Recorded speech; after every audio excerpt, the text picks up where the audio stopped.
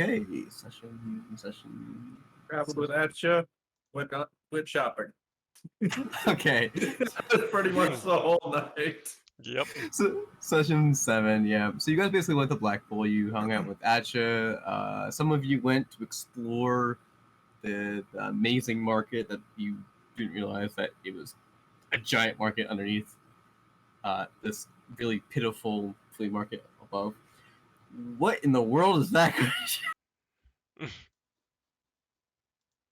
I call it the Homer. Looks like something you'd get from Japan. It's a BMW Z4 turned into a gold Chinese dragon.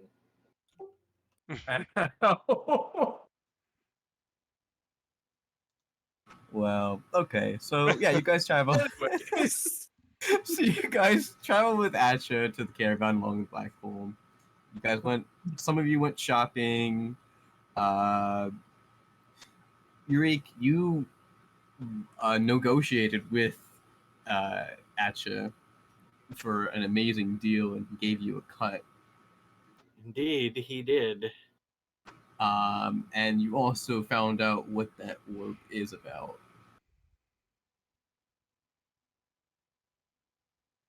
And then you guys all met up, and I believe you guys stayed. No, did you guys stay at the flea market until? I think you guys did. We should be just arriving at the cart. Yes, Yeah, that is what. I believe it's exactly. like super late at night now. Yeah, you guys already met up at the cart at this point, and I think you guys were just like chilling there. So that is where we're going to leave off, and that's where we left off. So that's where If that was the end of the stream, I that was was gonna say we're ending already. And I haven't started drinking yet. This is the worst part. Maybe you should save the drinking for after then. Okay. Side note: I found one for Darkwing too.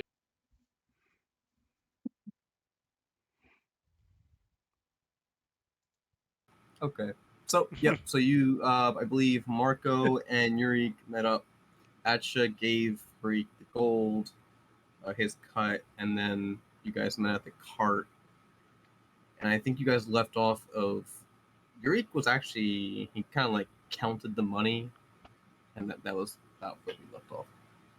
Yeah, that was where we ended, was me going through going, oh! Okay. So that's where we're starting. Roll for initiative. No.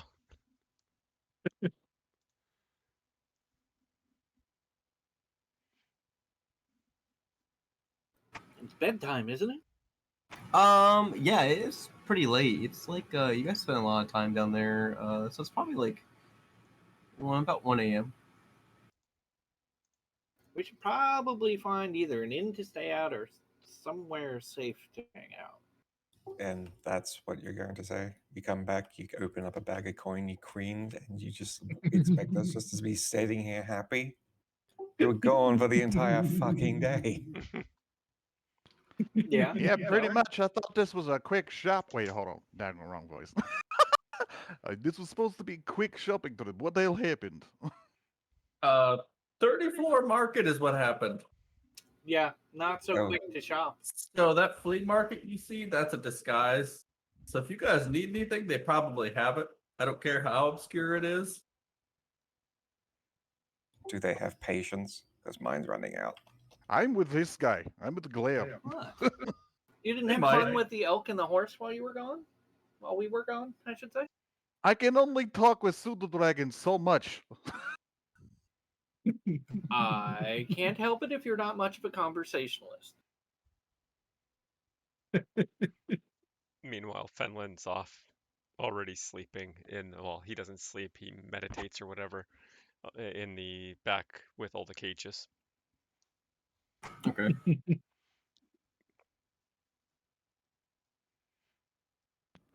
So in all of your travels to this place, did you find a place for us to sleep? It's 1 a.m. Nope. Came back straight from the market. What about you, Yurik? Did you get any info from Asha? I did. Well, I'm glad that's all cleared up. Care to No. elaborate? Like, where are we going? What are we doing? Do you Are we just remember gonna our sit here and original goal to reach Skitter? Yep. Mhm. I meant an Well, inn. I have directions to Skitter, not an inn.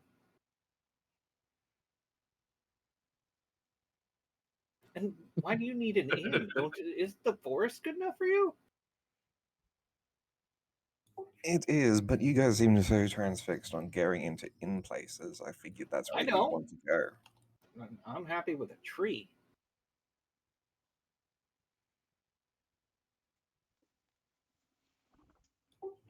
Well, I'm glad that's all sorted. All right, so how about we let you guys find a good place to hole up for the night, and we'll wait on you this time. I'm going to the woods. I'm not going in there. Pretty sure the place is 24-hour.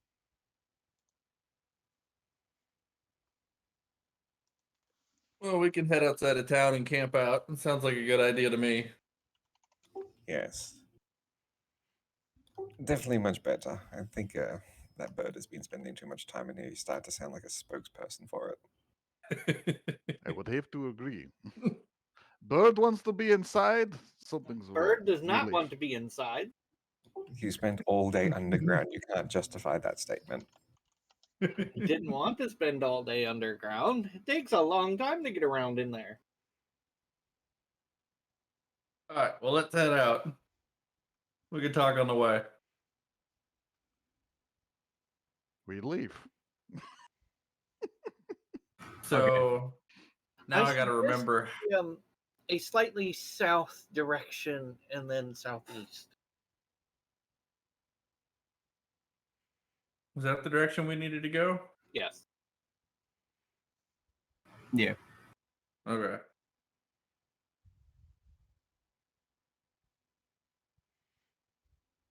Well, we might as well head south out of town then.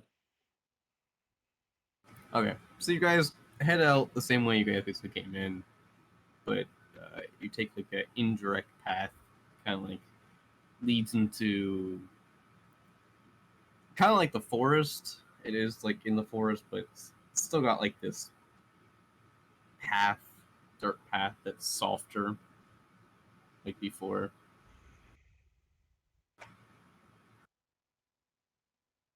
How far are you going into the forest? I suppose that would rely on our ranger friend to tell us where we need to go, since he likes forest. You might want to poke him with a stick then. I think he's a sleeping cat. Pokes with stick. I was only meditating, so I wake pretty easily. What's up? So it's 1 a.m. right now, right, Holland? Yeah. All right. So did you guys get any sleep while we were gone, or did you stay up the whole time? No, stayed up whole time. Did not know when you were going to come back. Thought it was short trip. To be honest, so did I. I probably got my 4 hours of rest. I got tired of waiting after about 2 hours for you guys. I mean, I've had my hands full the whole time I was down there. Literally. So what's the agenda? We're traveling at night? No, we're sleeping. I would say probably travel what, a half hour from town, and then we can make camp for a while. For a good while. I am At the very least, get a few hours of rest. I'm Probably. getting full nights of sleep. I was gonna say you guys probably want your full whatever you guys need, 8 hours or whatever, so you don't experience any exhaustion. So True. Why would they be exhausted? They spend all day shopping. that's a pretty exhausting thing. I wouldn't want to do that. That just sounds horrible. Oh yes, And it we sounded had so not go horrible in the that they first spent place. a long time down underground. All right, let's find a place where we can set up camp so you guys can get a decent sleep. I can take most of the watches. As long as our DM out of character, as long as our DM's okay with me saying that my rest was done while they were Yeah. shopping.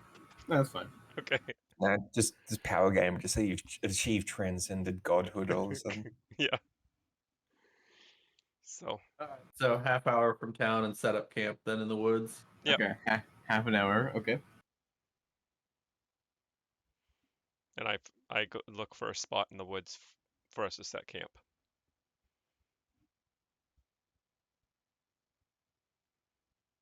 That should keep us away from any casual passerby's eyes. Hmm All right. So you guys, half an hour, be like a mile and a half out into the woods.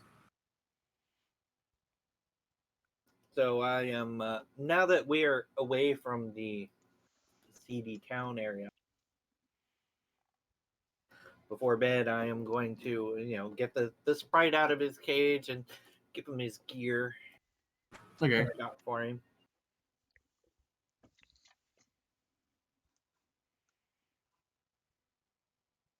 Why'd you keep Pixie in cage anyway?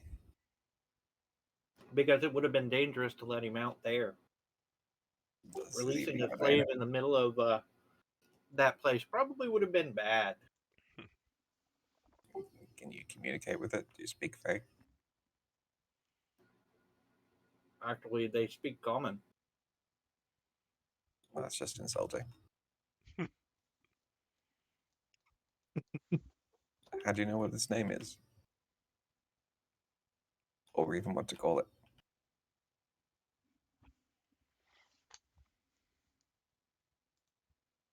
I don't. That's why I'm going to ask him. But I imagine he'd like to talk better outside the cage. Yeah, everyone knows that. I don't like to be locked up in cages either. But hey, I found him some equipment. So it's a him? Looks like a him. Have you tried asking it what its name is? Or are you just having it?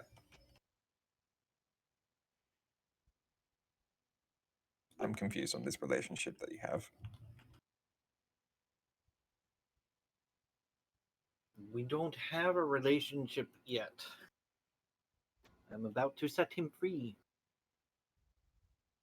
It's up to him whether he wants to join us or not.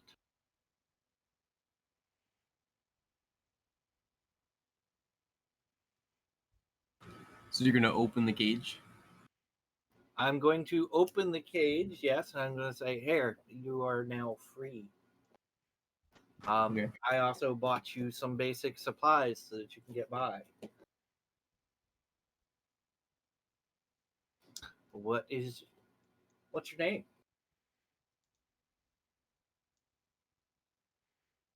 Hold on. Would you like me to make up a name? Nope, I got it. Comes back with Bob. This is Jethro the Pixie. Oh God. Hey, I was just watching NCIS. He's so messed up. My name's Silas Boom.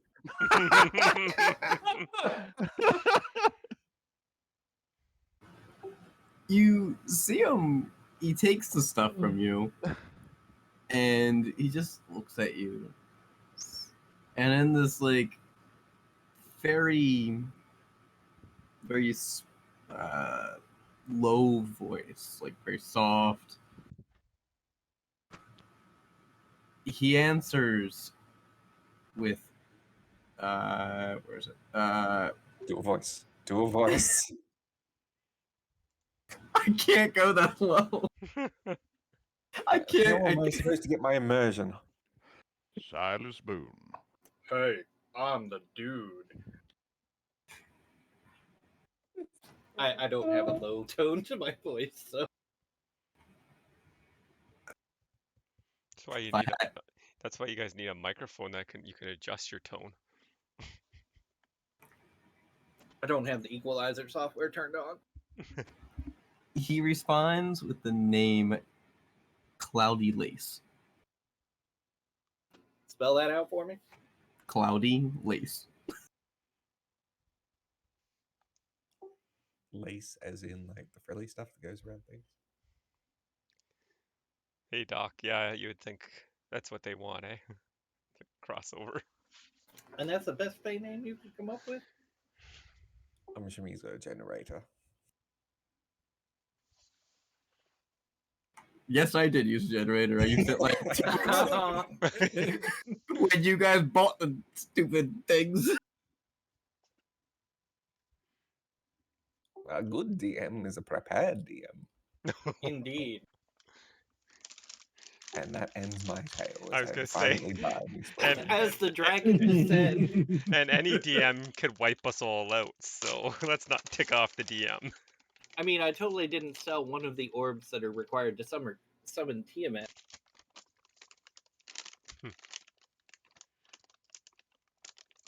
Good thing that wasn't said in character. Mm-hmm. All right. He just, takes a stop, says his name, and just sits in the cage while, like, putting on the stuff you gave him. Well, like I said, you're free, Cloudy Lakes. You're welcome to either travel with us because we're working to break up slave rings, or you can, of course, go your own way.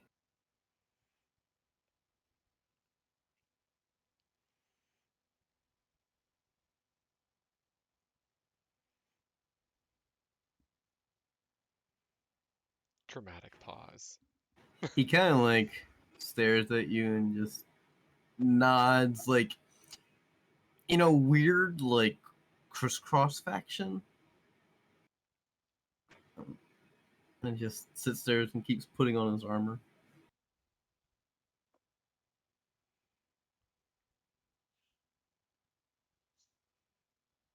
Nods in a crisscross faction? Yeah, like he's not really sure to say, like, yes or no, like nodding up and down or side to side. So But he's just doing kinda both. like curiosity rolling his head. Yeah. So he's arguing with himself. A little bit. I mean, that being said, it'd be nice to have someone else that could fly. These guys I feel like just I'd be offended at that statement. they just don't understand flying. Are you near him at all? Or are you just... That's an outside observation. If I could hear him, I'd be offended by that. I wasn't keeping it super quiet. Alright, but are you still near the cage? Yeah. I need you to... So he reaches out his hand and, like, touches you. And I need you to do a... I don't Charisma resist. saving. I know the Yeah. thing. Okay. And he kind of, like, nods up and down.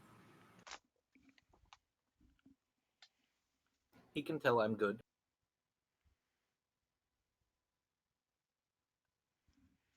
Debatable, but we'll discuss that later.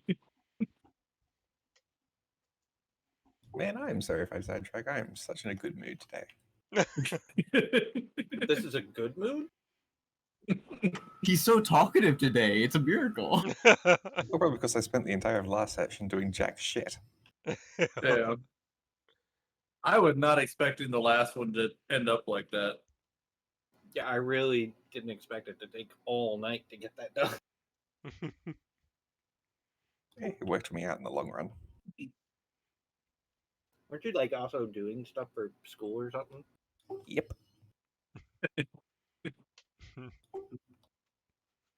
But, that class is now over for the trimester, so yay. All right. Anyone else doing anything else while Yuriki's doing this? I'll be tending to the elk, making sure he has lots of pats, and then checking up on the horses, making sure that their hooves are all cleaned out and everything like that. You know, proper maintenance. Well, you only have one horse, so Forage for some edible leaves and plants. I'll assist Darkwing on foraging. I would be talking to the pseudo dragon and feeding it a little bit of scraps and telling it, yeah, we've made it, and opening the cage as well. okay. Since we're out of town, I can finally speak in my own voice. This was weird. Aw, I like the other voice. Oh, I've got many more where that came from.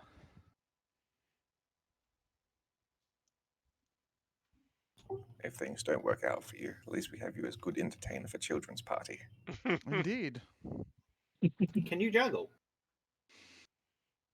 Actually, yes, you saw me juggling magical knives the other day. That doesn't count. Still counts as juggling.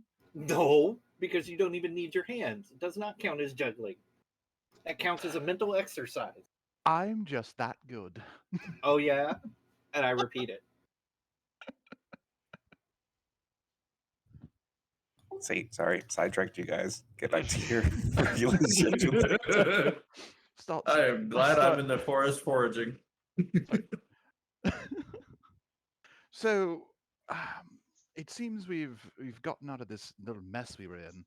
I believe I don't know if you have a name or not. What's your name? Hello. Talking to the pseudo. the pseudo dragon. Let's Okay. give more than a chance to get another name generator up.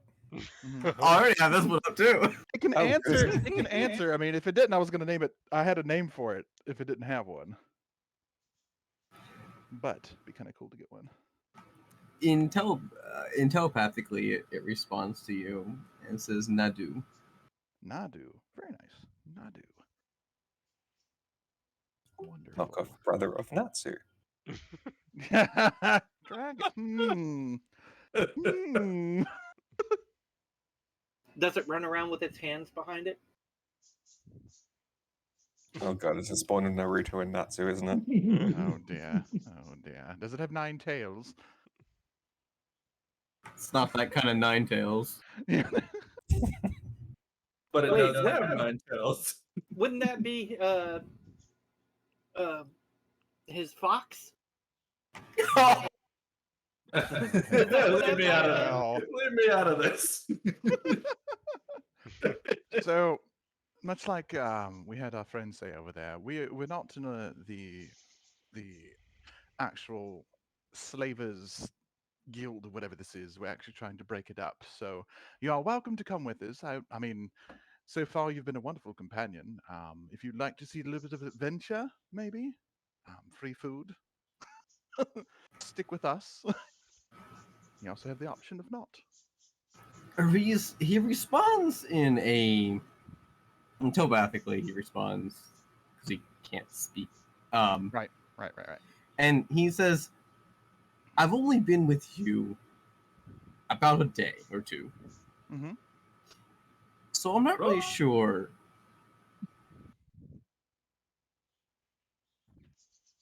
That's fine. I mean, I have been giving him treats and stuff as like throughout, like treating him with food and whatnot as we could, and talking to him for like basically an entire day previously, because that's all we did. So you caused him to gain 10 pounds. Is that what you're saying? Yeah, that's what I'm hearing. He's fattening him up. You did notice that he has a little bit more of belly. Yes, yes, Considering I've been providing you with like seasoned steak to give him. indeed. I would also just like to point out that I've literally been watching him have a silent conversation with himself for over 24 hours nearly. Oh, it's true. It's true. Yeah. I'm not sure if he's talking to it or he's just gone clinically insane. A little bit of A and a little bit of B. Yeah. Oh, jeez. Wait, we've been in town, so he was doing that in that voice the whole time. Yes, he was. Mm-hmm. talking to himself, facing the pseudo dragon in that voice. Yep. The whole day. Which has got to be taking the pseudo dragon by surprise that your voice has changed, because when you first met it, you were using that voice. Well, I can also speak with it telepathically. I told it that I was using a voice. I don't have to speak out loud for it to hear me. Because I believe it goes both ways, right, Holland? Yeah. Yeah. It can so it can understand you. Basic. So telepathically, it's basic stuff, Mhm. and then if you say something, it's a little bit more, but it's still basic. Yeah. And it doesn't really respond in like full, like it has a, it's about as intelligent as a human, but it's conversation. For what this is what I was reading, its conversation skills aren't, No, it's it's simple ideas, emotion, and images, and that's about it. Mhm. Yep. Basically conveying the image of a friend. So you're basically talking to like a 3-year-old. So A If you 3-year-old and giving it food. So we're seeing Galen just, looking towards it and giving it little heart signs.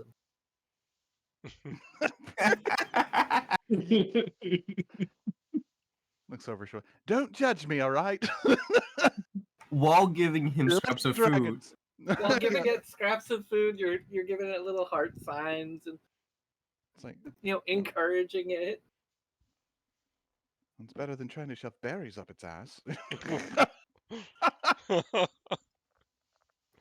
mean, it all depends on the kind of friends you want to make, I suppose. Very true, very true. That's gross, Tammy.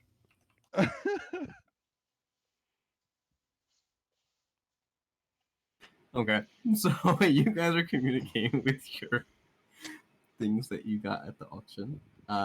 Marco is getting leaves from the forest. Yep, edible plants. All right. Just do a survival check for me. I was assisting them. Okay. So I wasn't actually there while they were talking to their animals. I went off with Marco. See, survival, there it is. So he can roll with advantage, right? Oh, Yeah. 'Cause I was Wow. assisting. And again, Marco doesn't find a darn thing. There we you go. Yeah. So you're able to find out what plants and stuff like that. You've seen it before in this area, and you're like, oh, okay, got these from a previous forest. alright, I'm gonna whip up a basic salad with some of the edible plants and fruits and that I got in my bag. Okay. All right. So you guys are setting up. Are you gonna try to get a clearing in this forest, like pull up, try to move bushes and stuff like that, or make a little campsite, or you just kind of try to go with the land and see where you can sleep? I will keep continuing to improve the campsite until the horses and the elk are comfortable. I'm not worrying about a fire on this one. I'm making unheated food. Okay. So the elk is pretty comfortable in this forest because it's a forest. The horse kind of just lays down somewhere. That's some pile of leaves.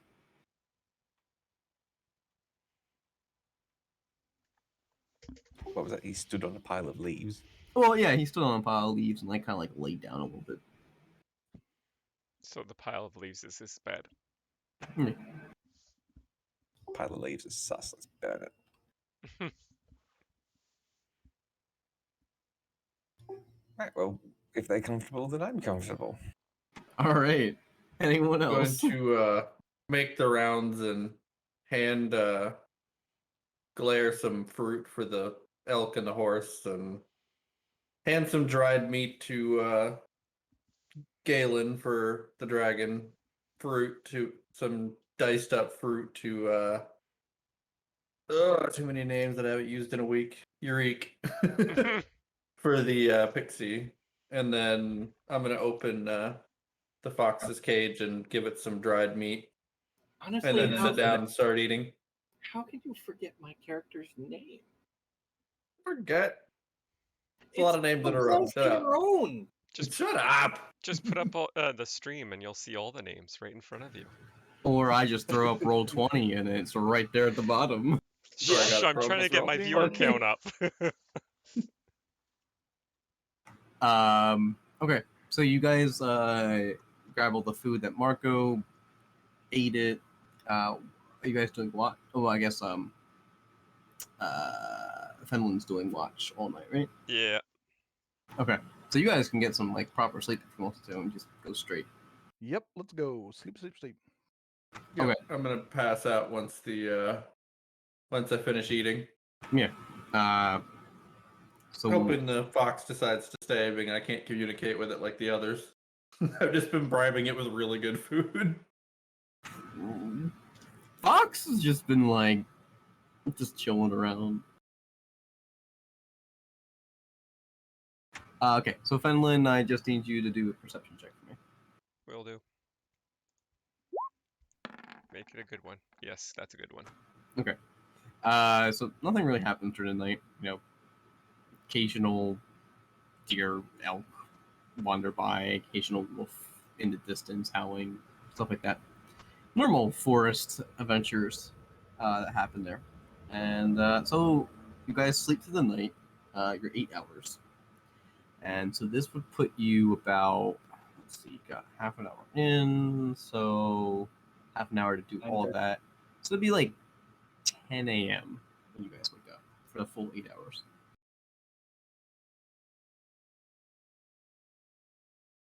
Sounds good to me. Sounds good. So a later start, but not too late. Okay. So you guys, I guess, are gonna pack up the camp and continue going. We need to head southeast. We should hit a road going in the same direction, and we just need to follow that.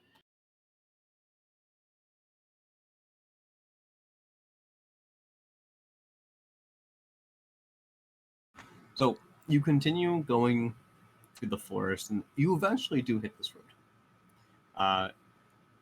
It seems it's more of like one of those like hiking trails that kind of like you see there's like somewhat foot traffic on it, and maybe a couple wheel marks in it, but it looks like it's like hardly used, and there's brush still growing on top of it. So I assume we left the cart in the where we left camp I thought you were, without having to carry them in cages or anything anymore. We don't really need the cart, do we? that's up to you guys. I don't think we have a need for it. It might just slow us down. That's what I'm thinking. I mean, I'm sure the horse would be a lot happier without it. I'm all for listening. It's loud. Sounds good to me. I'd say we go without it. Okay, so you leave the cages there, and you leave the cart. Mm-hmm. And then you guys just continue marching on. Okay. Should we do So something with the cart so that the other slavers don't find it and realize that we just freed all the animals by the looks of it? Well, I mean, we left it in the middle of the forest, and we didn't have any identifying markings on it. Fair enough. It'll just look like any old abandoned cart. Okay. So, just leaving it where your campsite was, you guys kind of cleaned up the cart there. You continue on your way. You finally got to this road. You're following this road up. So it takes you about another day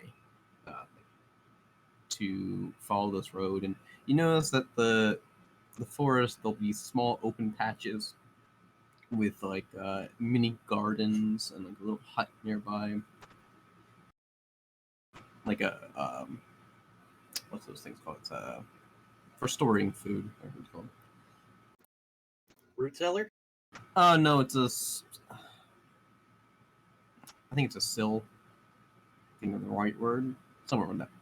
So it's like a covering where you put your produce in to keep it safe. But you would see like a little hut like that, and with a little garden. Like once in a while, you see these patches along this road, and then you finally, it's like about the end of the day, you finally come up to this. It looks like a house. It looks like a humanoid house. It's got a front porch. It's got a table on the outside, a orc sitting behind the table. There is 2 guards up onto the porch by the door. By now, the sun's kind of like going down. It's at the end of the day.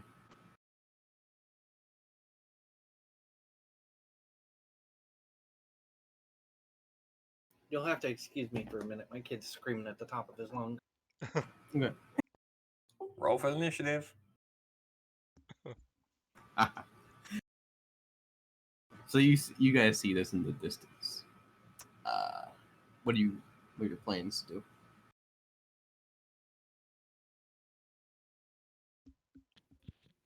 So we're trying to meet Skitter, correct? That's the Yes. direction we're heading. Yep. Is this that place? Do we know? I'm not sure.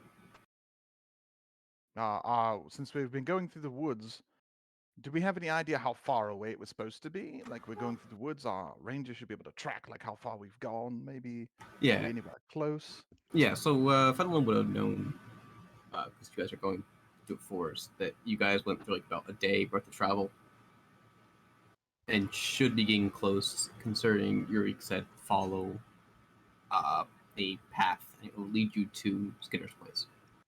Right. So But I wouldn't know that we're right at Skitter's place. I have no way of tracking a person. Yeah, you know how to get through the forest, and you kind of Right. like, you know what direction you're going. right. I can't get lost in the forest, but I wouldn't be able to get us right to Skitter's. I would just be able to make sure that we're not going around in circles in the forest. Right. Yep. Now you can tell how far we've gone, kind Yeah. of deal. Do you think this is Skitter's? Should we? I mean, we ran into orcs before. So is it just a lone building? It's not a full-on village type thing? Nope, it's just a lone building. Okay. I can try to stealthily go up and look and see, like, search the perimeter, see if I can see anything. Okay, I'm back. Okay, so you're gonna search the perimeter. Yeah. You gonna do it stealthily, or are you just gonna do it like just walk around like a normal person? No stealth. Okay, stealth. Okay, yeah, stealth check. Yep. What are we checking out? The lone building we came up on. 15. Okay, so stealthing around, you're kind of like going around this building. It looks like a normal like colonial house. Besides those people in the front, that's about it.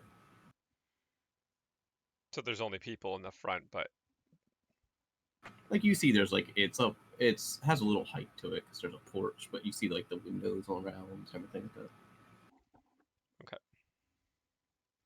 do I see anybody in the house through the windows?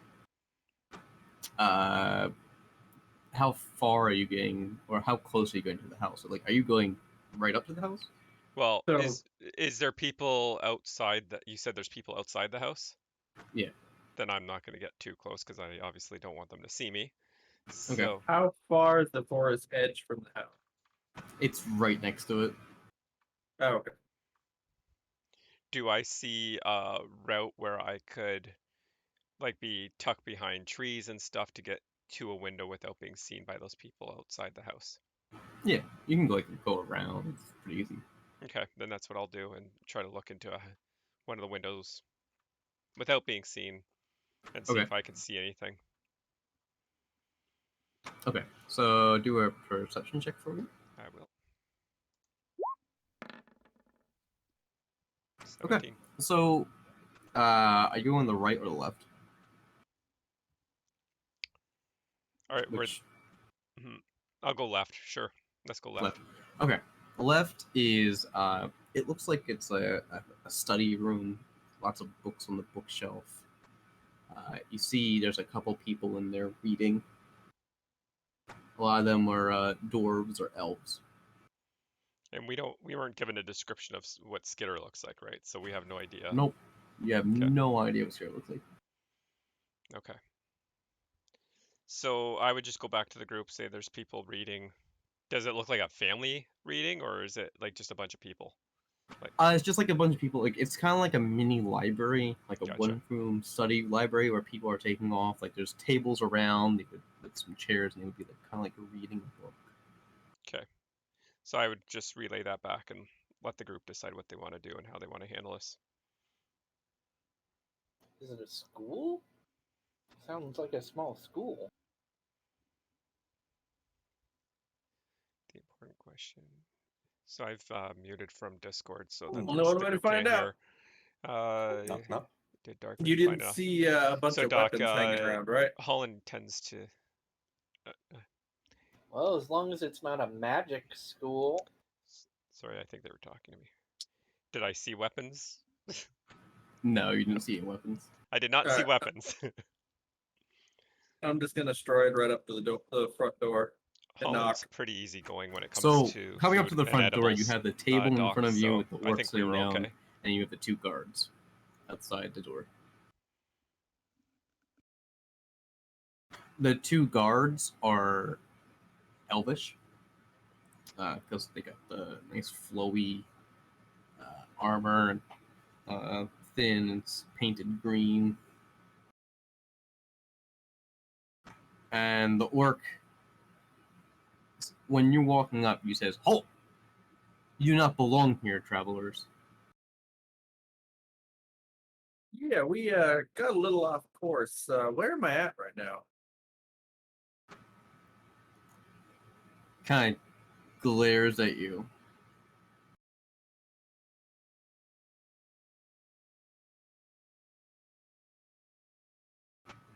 I will have to get the boss to answer this one.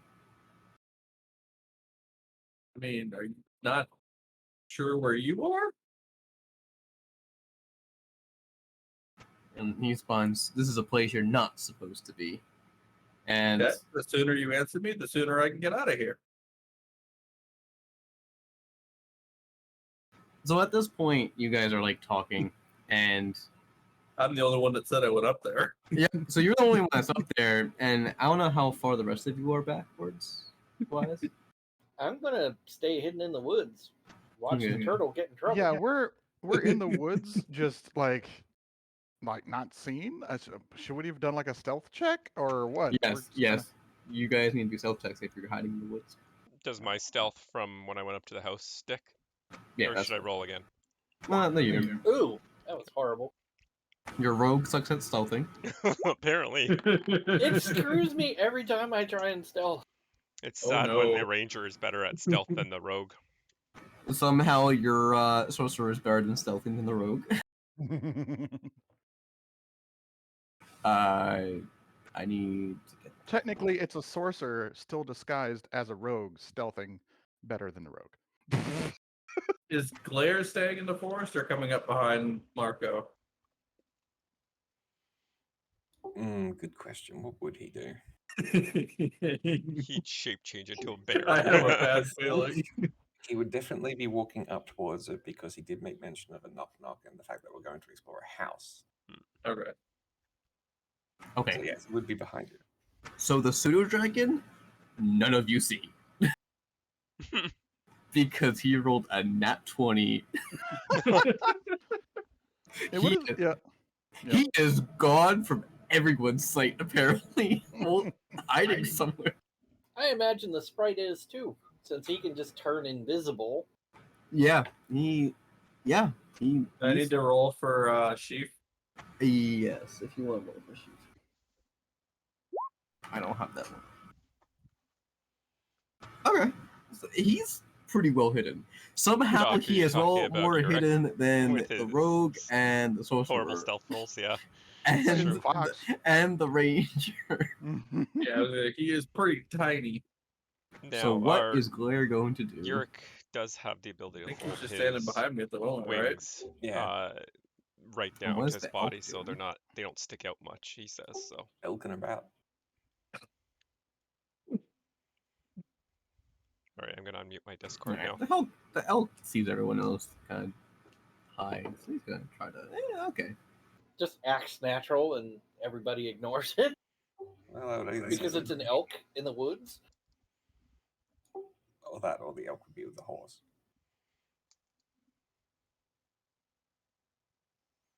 The horse is not stealthy at all.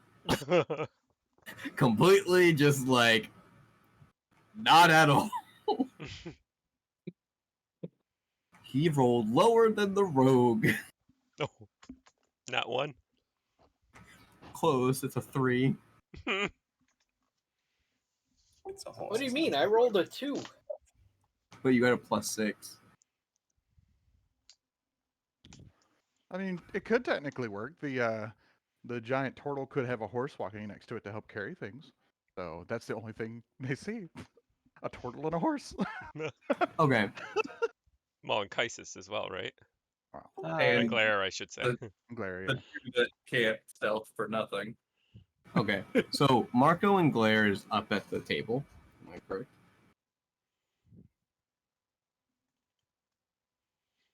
Am I right? Am I right on this one? Yep. And everyone else is trying to be stealthy in the forest. Yep. So with that being said, you guys are talking at the table, and whoever's in the forest notices that there is a short gnomish creature riding on a very large wolf creature with 2 other wolves next to it riding behind up onto the path that you guys just took up here. And one of the wolves just looks straight in your guys' direction and makes eye contact with Greek, Galen, and the horse is technically with you guys, so that is it. And he just kind of like growls. And Skitter continues going forward, and the other wolf kind of like follows the other wolf that was growling at something in the forest. And he rides up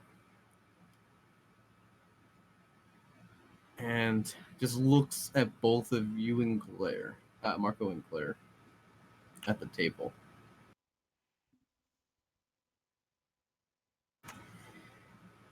Well, how can I help you?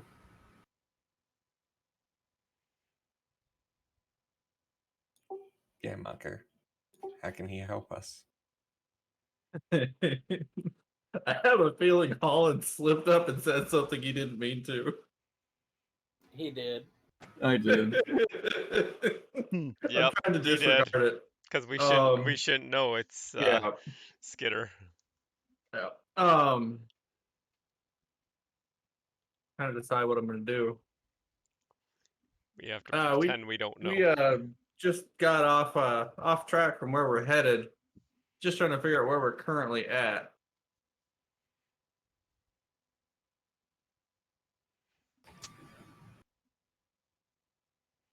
Oh, excuse me. My name's Carbo. Carbo. Okay.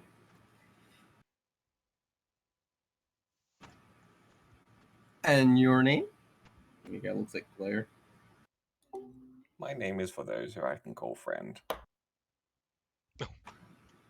I knew it was coming. He kind of just nods and looks behind him at the wolves that are still growling. He says, well, you better ask your friends to get out of the forest there. Yeah, they're not the brightest when it comes to keeping themselves out of sight. We didn't want to be a little too imposing.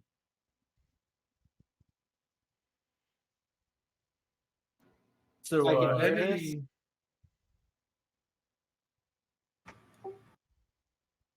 Do I need to thunderclap in their direction to give them names? My question is, can I hear the conversation? No, you guys are too far. So, where are we? Saying it at the goblin. It's a hat. It's a gnomish figure. Oh, sorry, the gnome. Racist. They both start with G. Well, I now thought it was an orc at the table.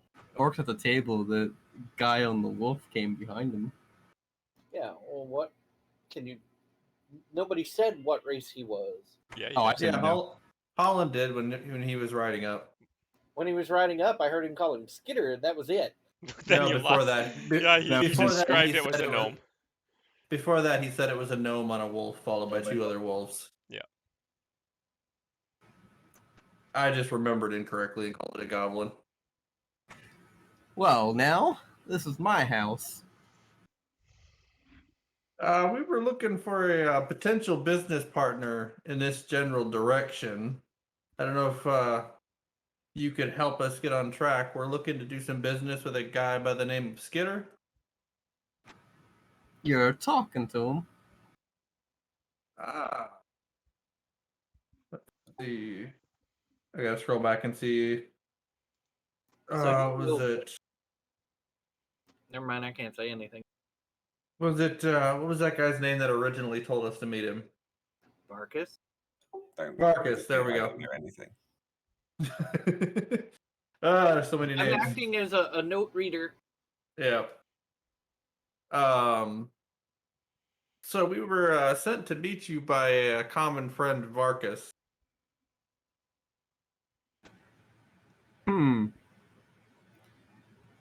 I don't recall that name.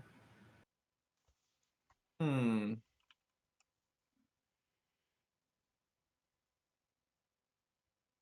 So out of character, does anybody remember why we were coming to meet Skitter in the first place?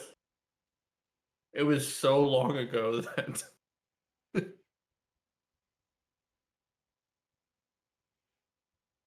I don't remember why Varkas sent us to meet him. It was pretty much to try to infiltrate the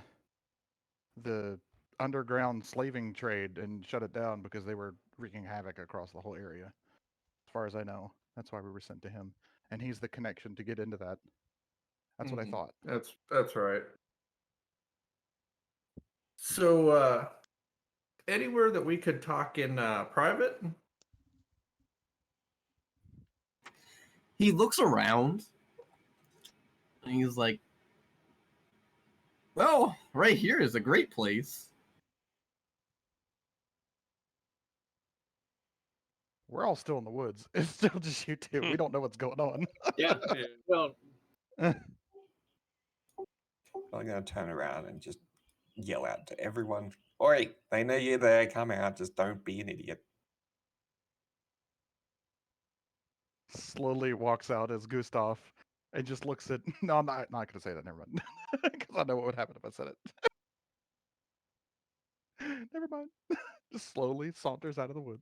So while you were coming out of the woods, one of the wolves backs up, but still growling, and the other one kind of like goes off to the side, like, and they're both kind of like still growling in like a pouncing position. Just look over and says, So- "Oh, hush." As they approach, so this is the Skitter we've been looking for. Just in the general direction of the ones coming up.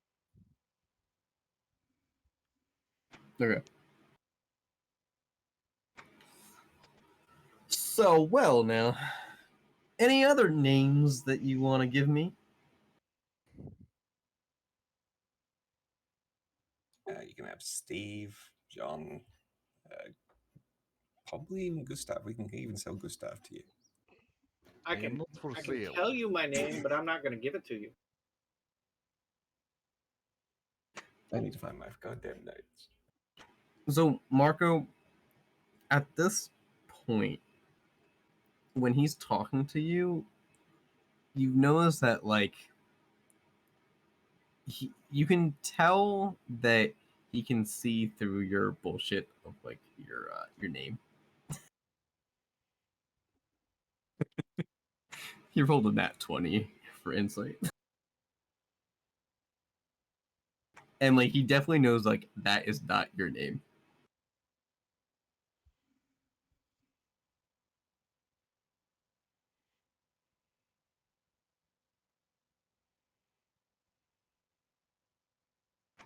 And so he waits for, like, everyone else to come up to the front and to the table. Kind of like, you guys are now in, like, a little circle. And the wolves are behind you guys, still in that prounce growling position.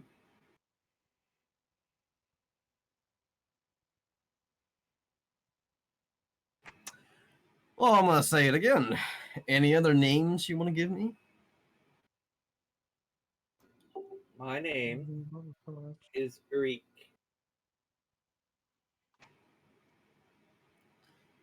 Okay. Fantastic. Well done, bird boy. Let's see. If I recall,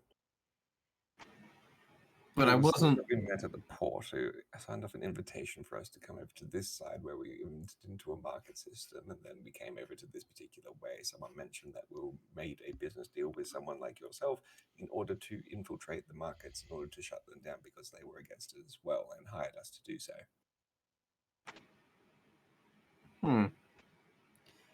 Looking for who sent you. I'm gonna pull the invitation out of my bag that has the original one we got from Vorkus.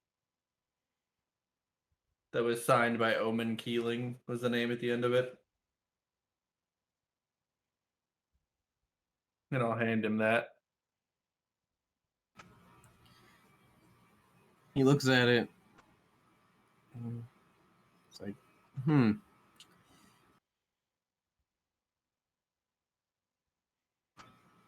So, I see you got here alive. At this point, he gets off his wolf mount, and his wolf kind of like goes meets the rest of the other two wolves that are behind you guys. And he keeps looking at the letter that you gave him.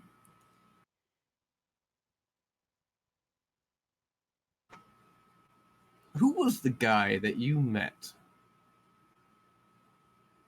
at the auction?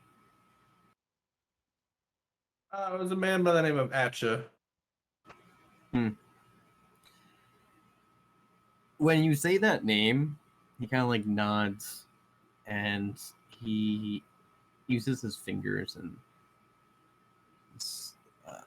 writes something in the air. What's he writing? It's like spell runes.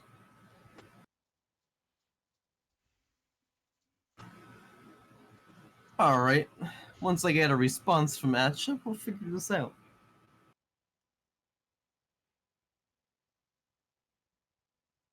Wonderful. Okay, now it's time to piss off the DM. I'm going to speak with animals on myself and start having a conversation with the wolves, asking them exactly what their names are, how they managed to come into this particular place, and all this sort of fun stuff.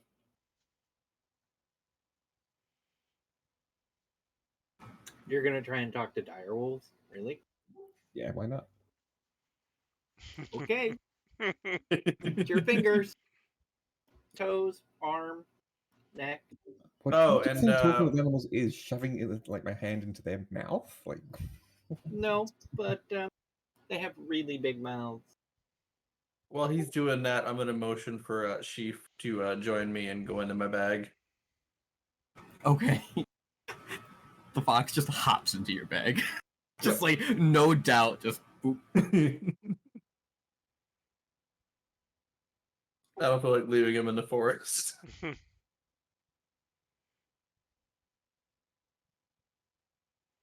Still no sight of the pseudo dragon and sprite though. You haven't Well, seen them. I'm gonna assume they're keeping a low profile. Mhm.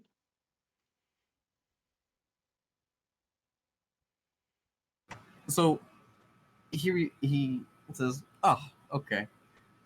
Well, I got confirmation you are the ones being sent from Atcha. And he mentioned you were mercenaries, and he kind of just takes a look around. He's like, they really are scraping at the bottom of the barrel. We made it here. Go ahead. We made it here, didn't we? This is an easy road. Yeah, but the auction's not an easy place, and neither is the market.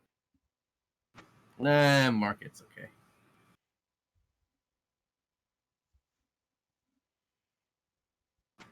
Auction. Depends what auction you went to. The one I don't care for. Oh, the one up the street there, you know. A couple days away. Yeah, that's an easy one.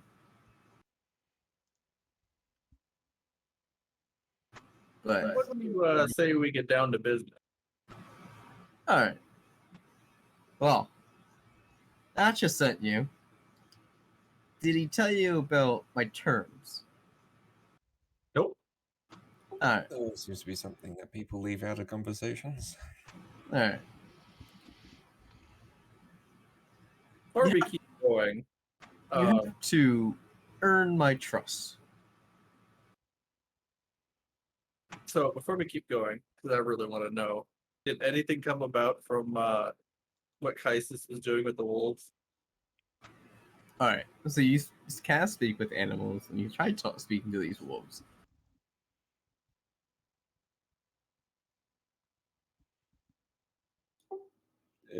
Are you indicating that I was successful in starting a dialogue with them, or that I am unsuccessful and I am still just sitting there yapping my head off in front of everyone?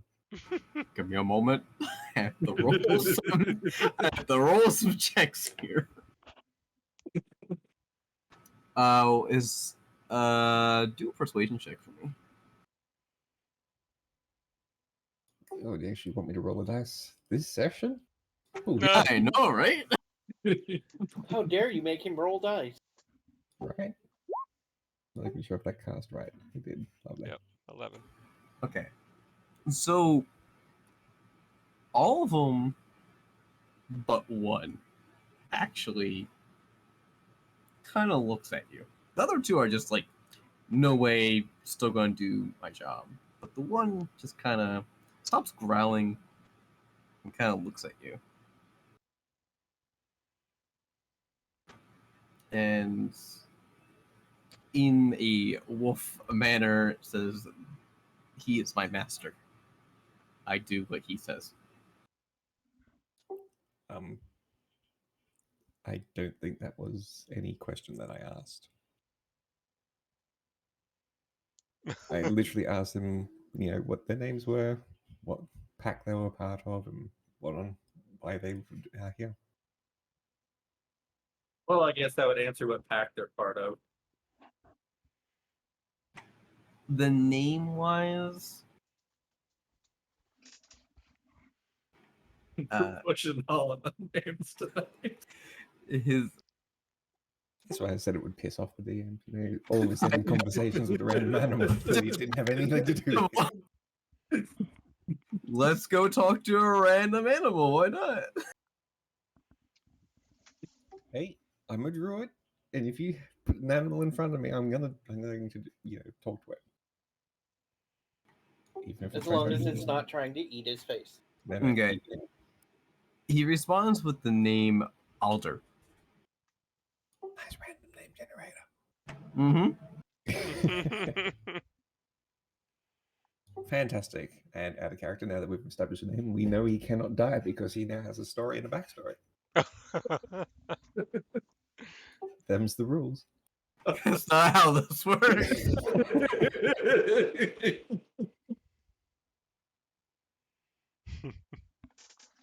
Okay, so that's what you say Unless about that's the wolf. remakes from retirement. And in that case, all those go out the window. I mean, we all have stories and names and backstories, and I'm pretty sure we're going to end up dead at one point. Especially if you keep That's not ticking off positive our thinking. DM. Okay. So back to Skitter. Well, this is my base of operation. And he kind of just he holds up his hand in a fist-like manner, and the wolves instantly back off and sit down. Oh. Out of character. You know how hard and tempting it was just not to call out saying, well, really scraping the bottom of the barrel, he said was his headquarters.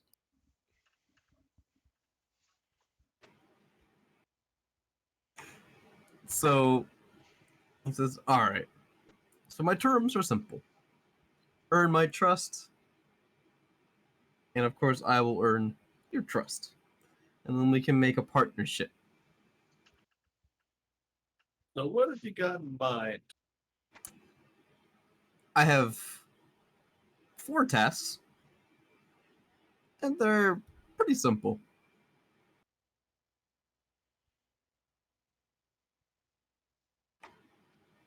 But I have some rules to set down. Specifically, there's about 4 or 5. Get everything done in a timely manner. I will let you know the time I need it to be done, most of the time. If I do not say a time, it's kind of like as fast as you can. Don't cross me. I have friends in very high places, and you will not be able to hide. My trust is only earned. It is not given away. And there must be proof of the task to be completed. And you must bring twerp to every task. Bring what to every task? Twerp. Who is that? Sounds like dead weight. Yeah. And he calls over one of the guard. Oh no, he doesn't call. He shouts to one of the guard. Says, "Bring twerp out." And he goes inside, and you see this small female gnome in very dirty, common clothes, kind of like a common dress, more like kind of like dirt on her face. Looks like she hasn't like taken a bath in a while, and just comes running. And he kind of like puts his arm around her and says, "This is twerp."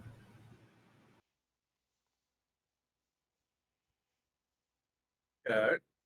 So what kind of tasks are we looking at? Kind of, it's like, straight to the point here. Okay. Pleased to meet you, twerp.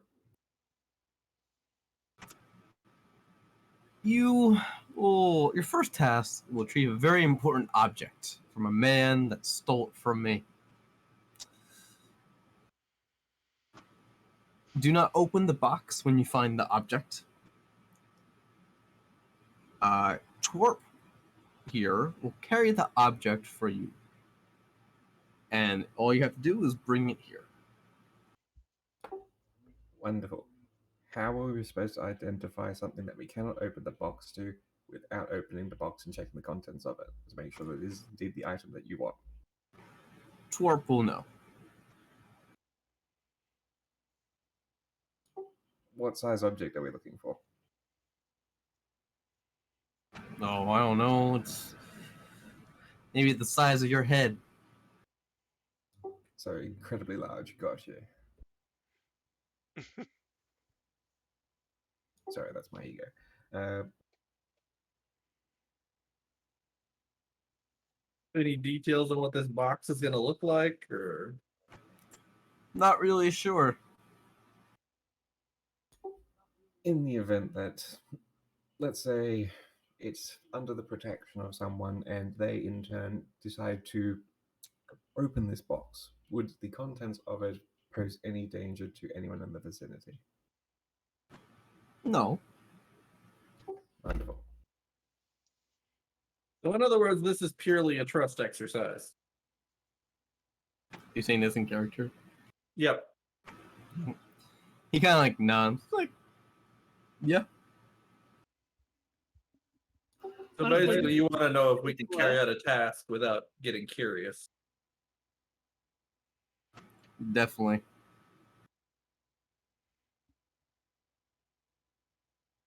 If it's not hurting an animal, yeah, it's not going to hurt me. I don't see no problem as not to do it.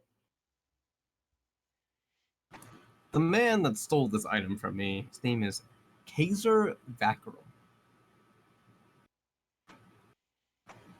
And his bodyguard is crazy half demon named Staknaz.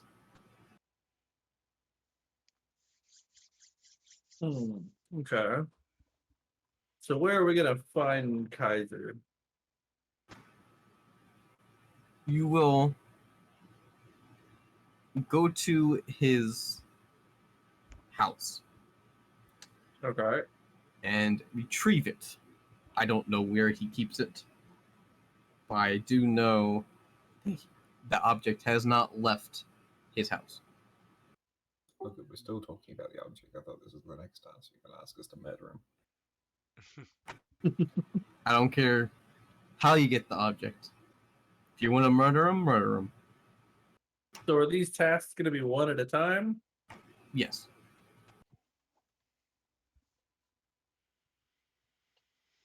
Where's the Is there any house? other kind of compensation for getting these tests complete? Kind of thinks We are about it. mercenaries.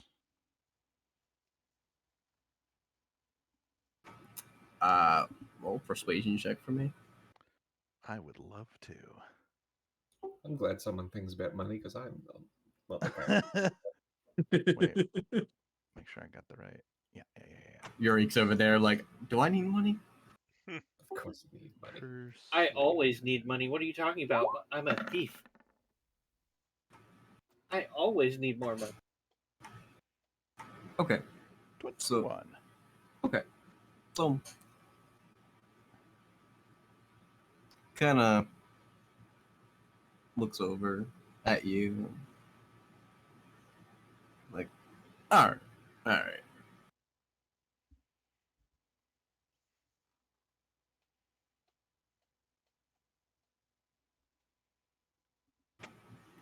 Give you 100 gold each. Is it per task? Depending how well you do, maybe the value will go up. Da.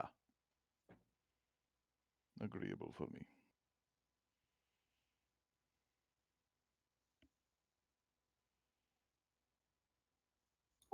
Wonderful. And which direction do we need to go?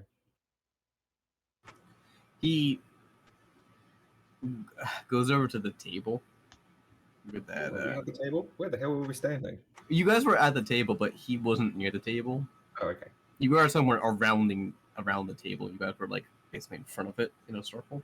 He walks over to the table and looks for some papers and grabs a map for you and says, "This is where you're going." we have a map that you can provide, or are we just having a look at this?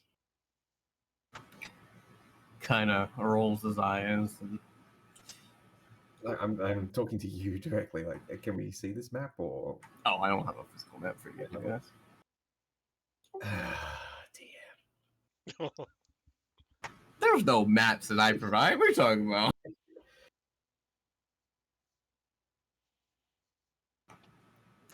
So basically, like, this is like it's almost, the map he shows you is almost a direct northeast direction. I can't speak tonight at all. I have no idea what this thing is, so I'm going to hand it over to the guy that has been pretty much leading us in this general direction. A wonderful Granger. Sounds good to me. Sure, Okay, I'll take so quick OCC question. What was the overseer's name again? Kaiser. Oh, the overseer.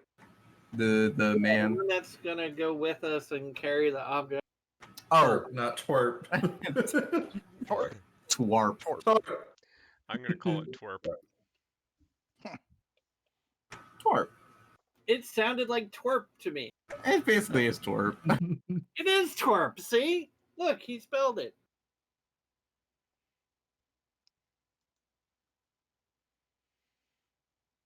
So I just had an E instead of an A. Twank.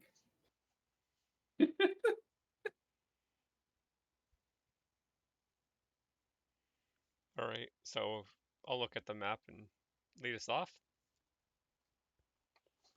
Yep, looks good to me. I don't really see any reason for us to hang around. Let's get Might these as well stuff get started. So, what if we ask a little bit of information about the guy that has this item? I'd like to know what we're getting into.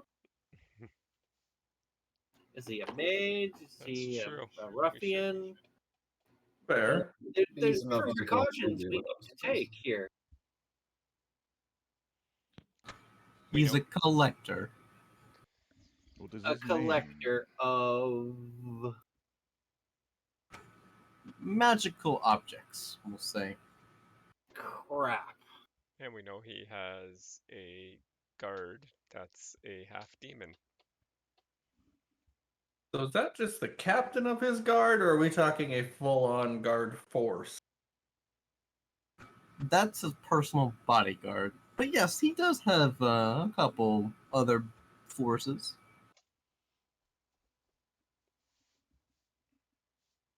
I can see where this is going. Add characters. Stop giving the DM ideas, guys. Damn. What was this fellow's name again? Kaiser. Kaiser. Just think of the bun, a Kaiser. So, Yes, Kaiser. just out of curiosity. No, I'm good. Anybody else got any questions they need to know? Anything we should watch out for besides these guards? Any information will make this stuff go faster. Be careful of the forest at night.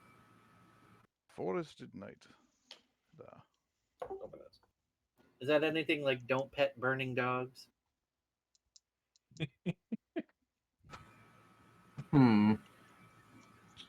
I haven't seen a burning dog yet. But there's a first for everything. So, is there anything we should avoid doing, such as don't kill such and such person, or avoid meeting such and such person? As much as possible, stay away from Kaiser and his bodyguard. This is going to be more of a stealth mission. That's what it's sounding like. Yeah, this is Yeah. going to go well. You met me, right? So we'll send in the sorcerer. All right, let's go. What time is it? How long did it take us to get here if we left at noon from the original camp? So you guys, you started at like 10, I'll say like 10:30 by the time you half an hour to pack up camp and everything like that. Because you guys left the cart there anyway, so it didn't really take you much time to get up.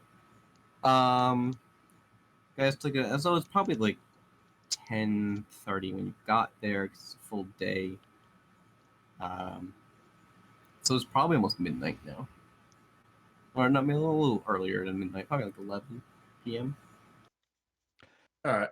What time Gallon. would we? Go ahead. Gallon looks it over at Yurik once we get a little bit. Have we left yet? Hopefully not yet. Well, No, we haven't left yet. We've talked about leaving, but we haven't left. okay. You're looking at me. Why? Well, it's once we get away. I wanted to say something. What? Before we go, So- do you have any pets?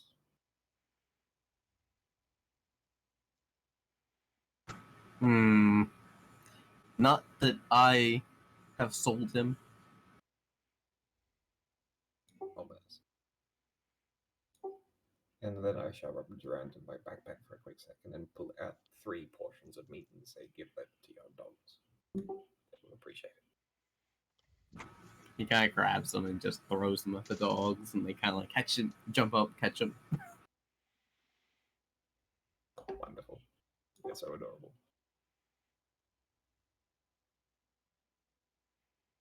Anyway, What's in mind now? I can't think of it. Ugh. Never mind. I can't think of the question. thinking too hard. Smash. That's about how it's gonna go. Oh, this is more. Well, I guess we'll find out. I'm good to go. I say we set off before we wait too long. Be nice to do this under the cover of darkness. Before we do go, I'm just going to quickly go back to him and just ask, does anyone know an alternative way inside other than the front door?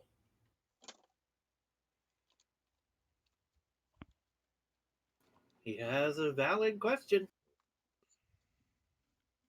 Of Skitter's house or this house you're going to? The house we're going to. I assume that if he knows where this person is, that he may have someone that, possibly has seen or know the layout of the house or something. Some people have said that they can go through the garden. Excellent. Oh, thank you. Good thing. Alright.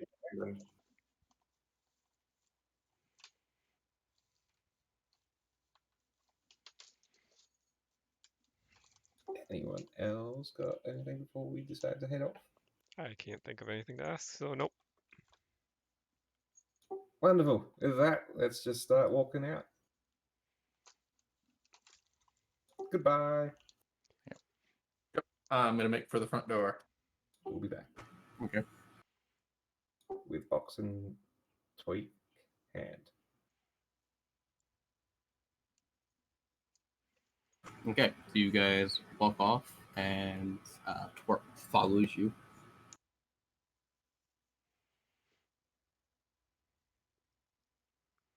I will navigate us there, I guess. Yep. So you guys, it takes about a day to get up there. So are you guys camping out somewhere, or are you just gonna go straight there? We should probably camp out and make for the best time and go right at dusk when shift change. Yep. I mean, I vote to go right at the darkest point of the night. Yeah, It'll so give us a lot of cover to approach the house. I would say that we just continue going straight forward through the entire day. Whatever day we get there, we observe, and then we rest up until night and come up with a plan. before we get too far, Gallon would pull Yurik to the side before he flies off and everything, kind of hanging towards the back and everything. Yurik, come here for a moment. Say what now? Be careful what you say in front of people. Cover is very important. I have not done anything to show that I am sorcerer. I am rogue.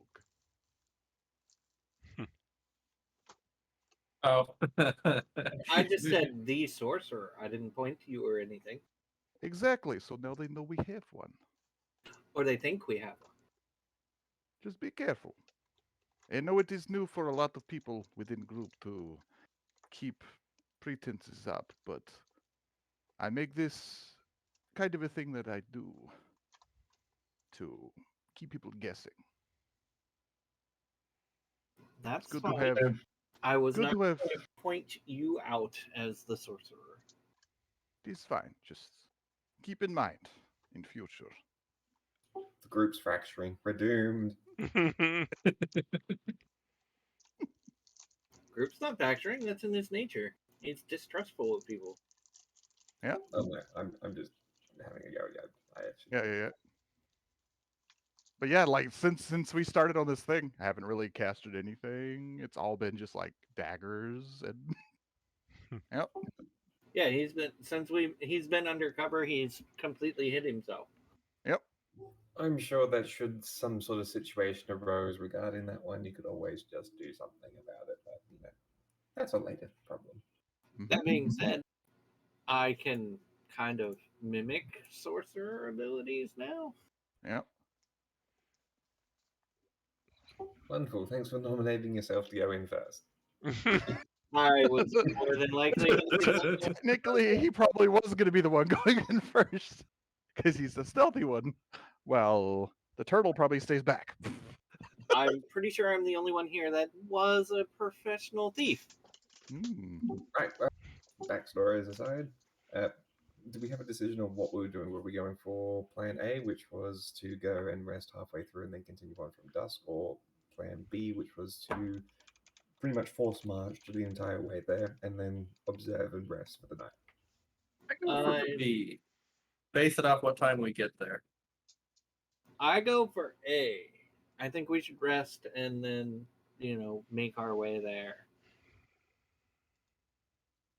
The only thing we are weary from is travel. So, sooner better, but as long as we're rested, that's the only thing. Yeah, that's why I'm saying what we do should be based off what time we get there. If it only takes us 2 hours to get there, 24 hours. we don't really need rest. Well, how far is it on the map from where we are to where we're going? It's a hand-drawn map. I don't think we have a full grasp of the actual distance. Let me say it was a day. Yeah, it's about a day. A day's Okay. travel. Okay. Can I see the map?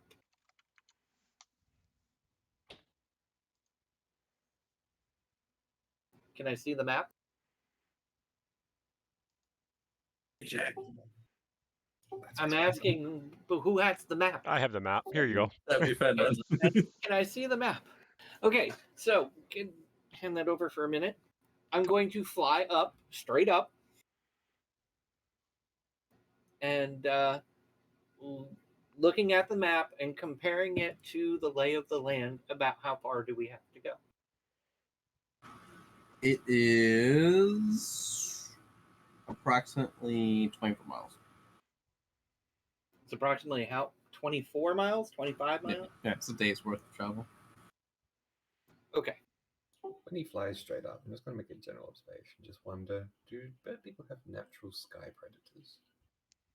No, they don't.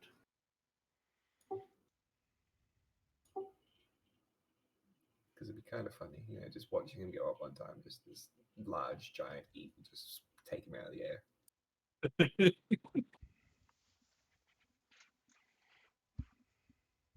I mean, if we were in like heavily invested wyvern country, I might not do such thing. But yeah, no. Okay, so after getting the lay of the land and judging the distance, I'm going to come back down and tell them it's about a day's march to get there.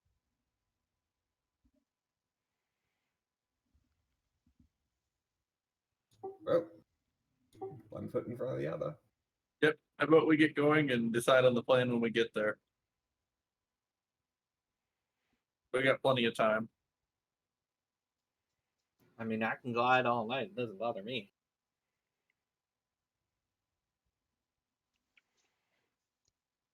Let's go. When does it come up that we would end up getting a point of exhaustion? If you traveled all night, it would be a point of exhaustion. Okay. Well, we can start traveling and then when we're getting tired, I guess, choose to rest. Lead on then. Take us on a merry adventure.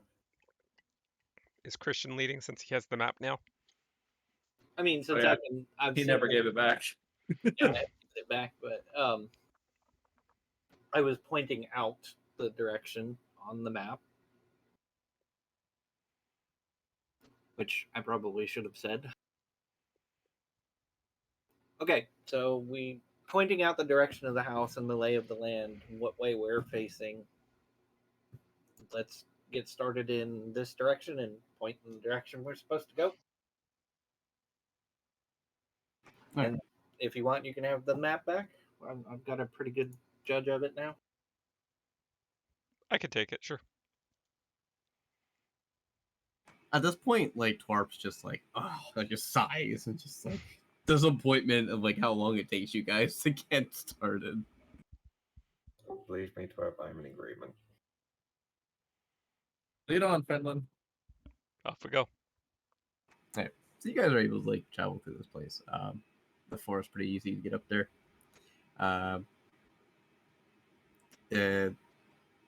So you eventually made it to the edge of the forest before there is a large open field surrounded by forest, but it's just a large open field, and you see in the distance a light, actually a few lights, different spots in the darkness.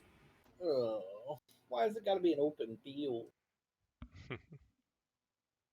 So how long did it take us to get here? It took you a day. It's like 12 So- hours. 12 hours worth of walking around. Okay.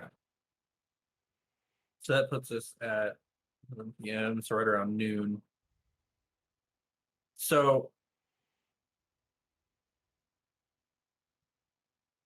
we don't really want to. I guess I'll be in character. So we don't really want to have Yurik scout from the sky right now, do we? He'd stand out like a Not in the sore middle of thumb. the day, no. My feathers are black. Night is best. Can we see the building from here, or is it just open fields and we don't see what's on the other end? You can see the building. I thought you were traveling during the night, so. Well, technically we're through the night and all morning.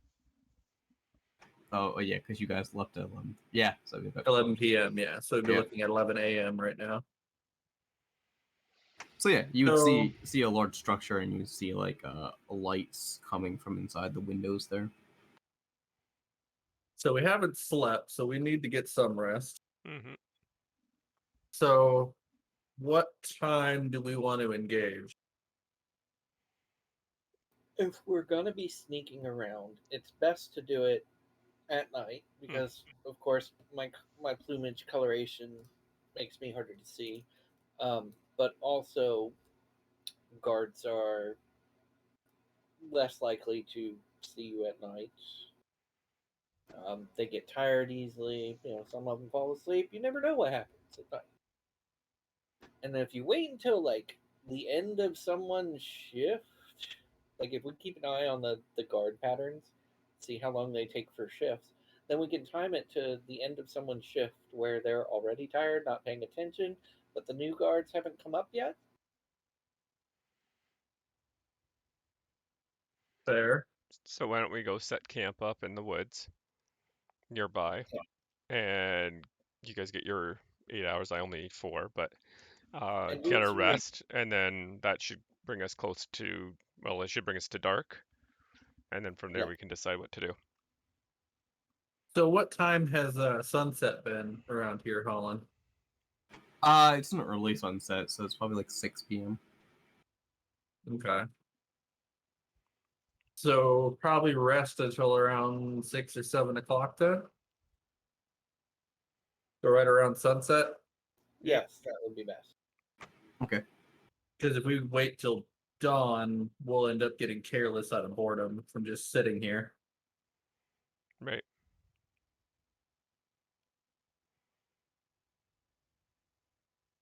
Okay. All right. So you guys go through the 8 hours of sleep. Who's taking watches? I can take the first 2. Well, I'll take the first watch, just to get it out of the way, because I'm gonna have to be rested to do scouting. Okay. So Fenlin and Yurik for first round. Yeah, so it'll be Yurik, and then Fenlin's gonna do what, a double? I'll do a double. Yep. Well, wait, hold on. It's 11, 7, that's 8 hours. So if you need 4 hours of rest, does it need to be consecutive? Not sure. Let me see. Because if it does, we would need you to do either first and second or third and fourth, not second and third. Yeah, I was planning on doing the first two, but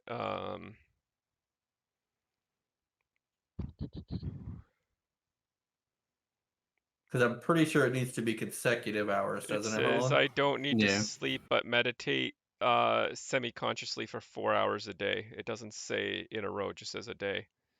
While meditating, you can dream after a fashion. Such dreams are actually mental exercises that have become reflective. Yeah, so then it goes on, but it does say, yeah, just 4 hours a day. Yeah, so he can split But- up if he wants. I suppose as long as they're fairly close together, it should be fine. Yeah, because they can't be interrupted, but as long as they're not interrupted, then he gets his meditation, sleep, whatever you call it. Okay. Do constructs dream of electric sheep? No, they dream of wooden sheep.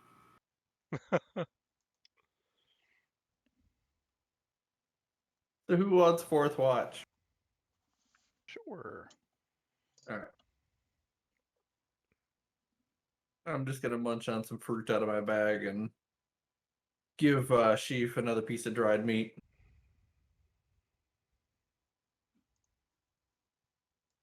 And then I'm gonna pass out. So, where'd Cloudy Lace and your little dragon go off to? He's been critically stealth since the start, so we don't know. Pretty much. That pseudo dragon is still stealth. Like you Yep. don't know if he's near you. You don't know, and then the sprite went invisible, so you don't know. Yeah, where but he can turn invisible or be visible whenever he wants. But I'm assuming Galen can communicate with Yeah, I his said dragon it was, like, hidden. telepathically, so he knows Yeah. that the dragon's nearby. Within 100 feet, you would know. Well, you could talk to it telepathically.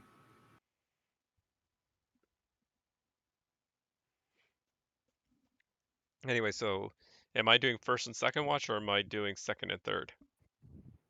I think you got second and third, and Okay. then Galen is after you. Okay. Okay, so whoever's doing first shift. And that'll put us at 7 p.m. So Yurik, you're doing first. First shift, yes. Perception check. Ooh, Yee. the rogue is not stealthy or perception.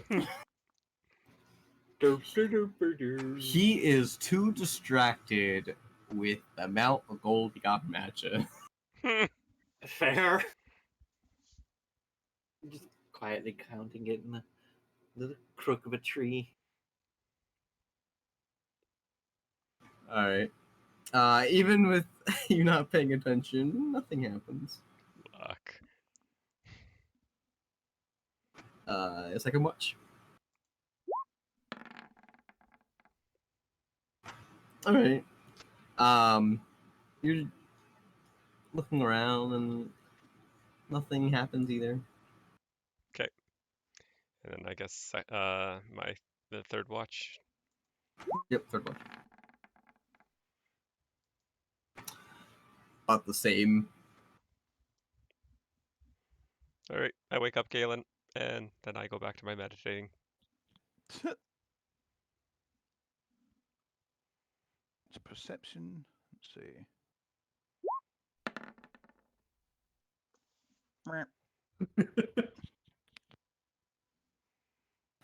You were too worried about your pseudo dragon because you're not sure where it is. That's my third And wing. I just went with, I nothing think, what happens during Holland yours. told me or whatever. But the sun did set during your shift.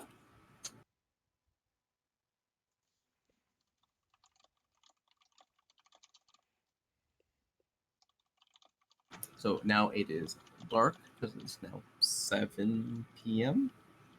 Right? So it's dark. The house that you guys saw in the field, the building got dark except for the light coming through the windows. And a few torches around the house on the upper floor, like outside the windows.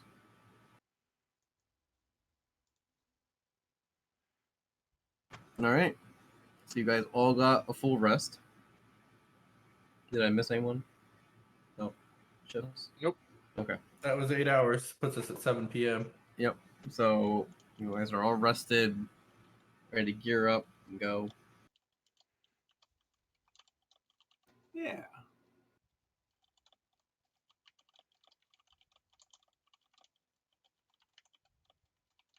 What is the plan? Gowan sets out a little bit of rations next to where he normally would have fed the pseudo dragon, and says breakfast telepathically, in case.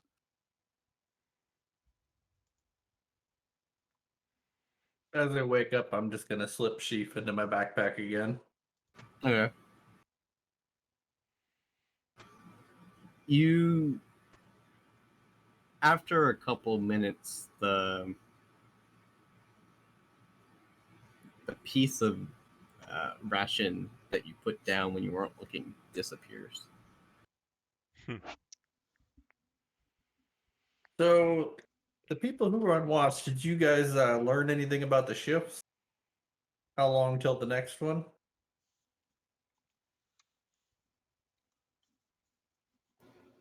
No, I couldn't really see them very well. I saw nothing. I saw. Daggone, wrong voice. I saw nothing. I saw trees. Mighty DM, did my 14 or 15 perceive any of that? You, for the the patrols that happened at night, or during the day, not. There were a few patrols during the day, but because you guys are going at night, you're not really sure. Right. That's fair enough.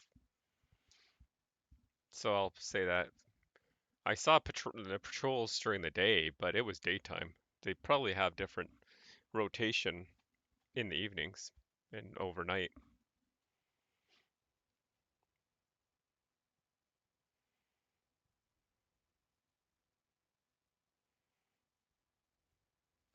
So no, we don't know the guard rotations. Yeah, I guess it's not really much of a surprise because they probably work in 10 to 12-hour shifts. Mm-hmm. Well, I'm not good at this sneaky stuff. Rogues done this for a living, right? I'm sure you guys know exactly what we need to do in order to do some sort of infiltration, right? It's your job, So- right? Please tell me you know what you're doing. I believe he's speaking to Yurik. Sorry, Yeah, I got sidetracked by the kid. You'll have to Okay. repeat. I'm inferring Eurik, and also I am also inferring Galen. Our make-believe rogue. Our make-believe rogue. Yep. We're gonna get out of this one. Keeping up pretenses. Yes, yes. Considering we do have someone who's not a part of our party here. Mm-hmm. It would seem probably a stealthier approach than our normal barge in front door type deal. So, any idea how we're Dory, going to stealth through an open field? That's our problem. We could just stealth over an open field. Somehow, I don't think that's going to work. Anybody night? have any potions of invisibility? At night, I should blend right into the sky. They shouldn't be able to see me at all. So you're gonna carry me over there? Oh, God, no.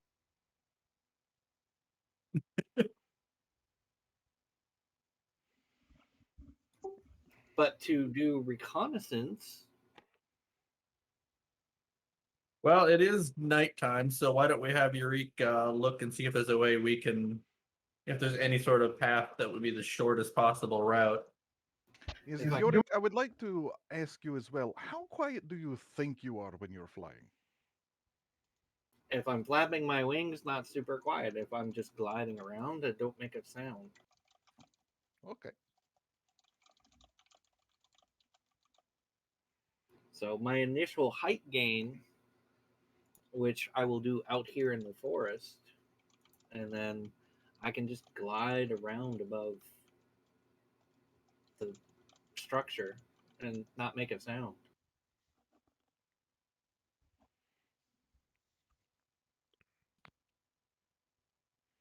Uh, are we agreed this is what needs to be done? I think it's our only Please. choice, Yeah, I think it's our only choice. because it'll be hard to sneak in from ground. I think we'll be spotted too easy. I would say fly up and see what our best route to get to the garden would be. Okay, so I'm going to get some height, climb up to about 200 feet, Okay. and then glide my way over to the structure and get a lay of how the structure is laid out. Okay. So you may have to draw this out in roll 20. All right. Let's see here. How do you know he doesn't have something built and with his little miniature stuff? My board is not big enough for this, so I can put two things next to it. We need to get you a good sized card table that you can stick in the middle of your living room. As you're flying over the estate, the AA flak cannon from World War II starts lighting you up. How stealthy are you actually flying, though? That is a good question. I mean, my feathers are black. So There is a against big difference between owl flying and eagle flying. I would say at night it's probably a normal like stealth check, but like during the day it would be a disadvantage stealth check.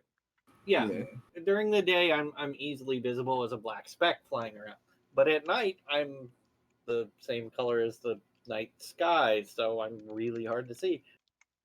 And even if you can You hear really it, have- Especially if they're carrying torches. If they're using torches to light up the perimeter, then they're not going to be able to see out of light into dark very well at all. Okay. So below you, you find. What's this? It's about a 9. 9 times 5. It's like 45, right? Wow, I can't do math today. Wow, I can't do anything today. This is terrible. So a 45 foot by 45 foot building. That next to it, it sits about the same size as the building, as it's a garden with has a couple trees, some plants growing in it. Does it have a shrubbery? It does have a shrubbery.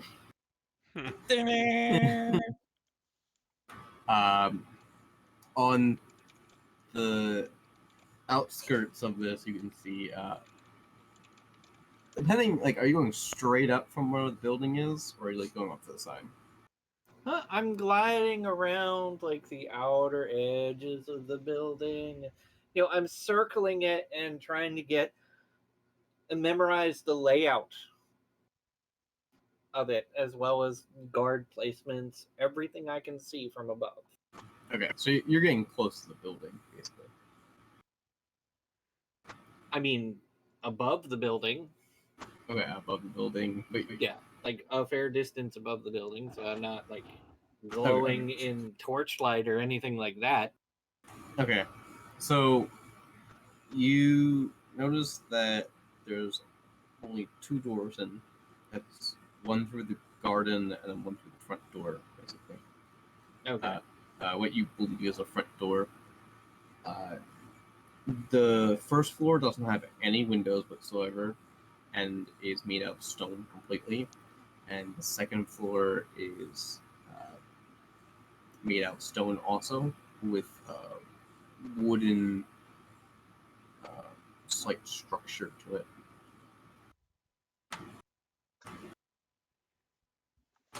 Yeah, so that's and so on the outside where the patrols are, there's probably about 10 patrols walking around. Okay, and are they walking around like on top of the building? Is it like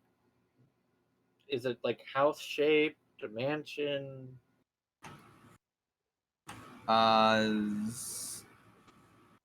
It's a very square building. So it's more fortress like? Yeah.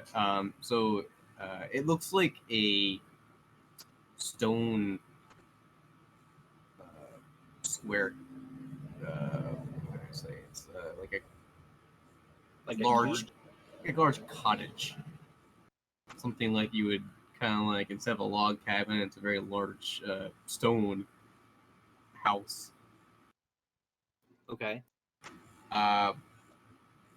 It looks like it's older. The stone's got some moss on it, some vines creeping up on the side a little bit. So there's no one like walking around on the roof. They're just walking around outside in the cleared area. Yeah. So basically, like all that field that's around the house, they are patrolling the perimeter of where the forest is. They are they're walking a few paths that are slightly dirt out paths that kind of like go around. And looking at the ground and looking at the path they're taking, they're kind of like it's kind of like a spider web situation, or like a target. So like in the middle is the house, and then there's like the road that comes out from the front door leads out into the forest, and then there's small paths that circle go around this house. Okay.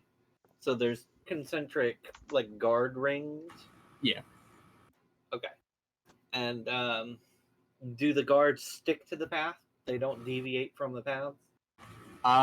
If they, you notice that like they'll stop once in a while, look around super carefully, and then continue walking. Okay. And so timing this out. Now comes the fun part.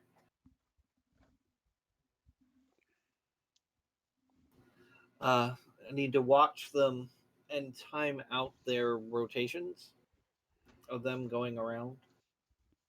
The outer ring, it takes them, we'll say, it takes them about 5 minutes to go around. Oh no, let's say 10 minutes. 10 minutes to go around the outer part near the forest. The next ring is 7 minutes to go around the whole thing. Next part is 5 minutes around the ring. Next part is 3 minutes. And then the inner part has multiple patrols. It's about a 15-second window where the door is not being seen by a guard. The front door.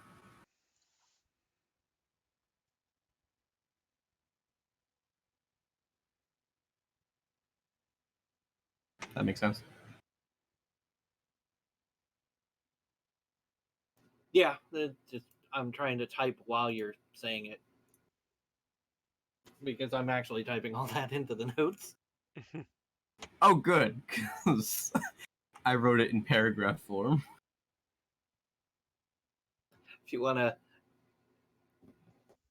someone wants to punctuation check me because writing has never been my strong suit.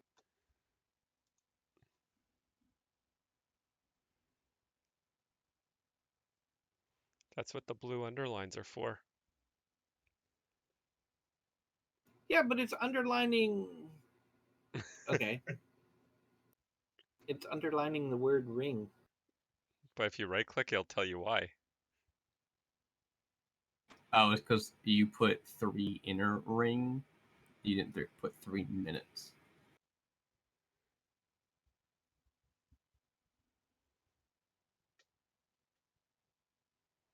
Oh, that works too. Oh, we both right clicked it at once. Okay, so 10 is the outer ring. 7's the next one. 5, 3, That's a lot of rings. and then And these it's, are all now. Are these all patrols in an open field that goes all the way around? yes, Okay, so And it enters there's the garden. and there is a garden too. that's up in the middle with the house, right? Yeah, it's right next to the house. Okay, so when they patrol, does the inner patrol, the inner ring, go around the house right by the garden, like in between the garden and the house? No, they go around the garden. So Okay, the garden is surrounded by like a bush like structure. Bushes, literally bushes. a hedge wall. Yeah, it's a hedge wall. So, are there multiple patrols on each ring, There's or is it one group patrolling on each ring? So there's 2 on the outer ring where it says 10 minutes. So it takes 10 minutes for one group to go halfway. The next one is another 2 patrols that do that. Then the 5 one is another 2 patrols. The 3 is 1 because that's a smaller circle. And then All but one of them in the field area have patrols that are opposite each other. yeah, and then the 15-second window one is let's see, it's like 3. It's about 4 patrols that go on like kind of like a plus sign motion, spinning wheel motion. So there's like the 15-second window where there is no patrol being able to see you. Okay, so it's 2 patrols, then Limiting my Two, questions. 2, 2, 2, 1, 4. okay.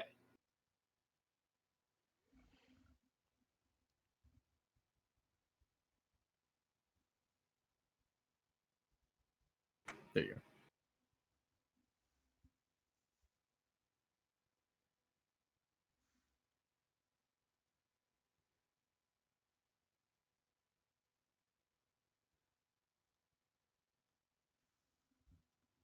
The 4 is the one that goes around the garden in the house.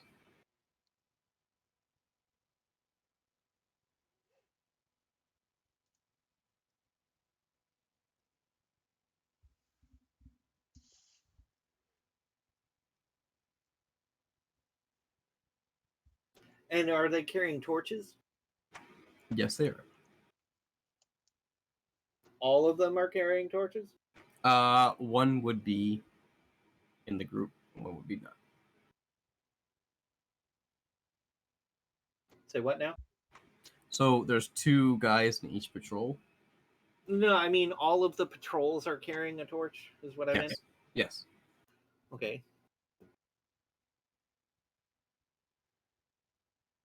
So many questions I want to ask, but I can't.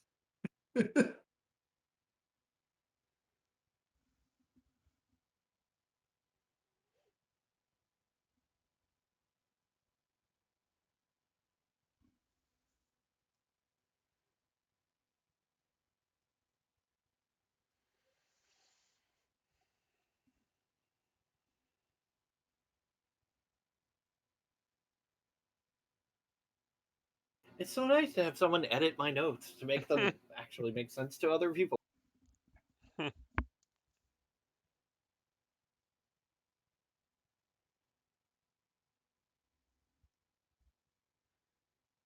I'm trying to think here.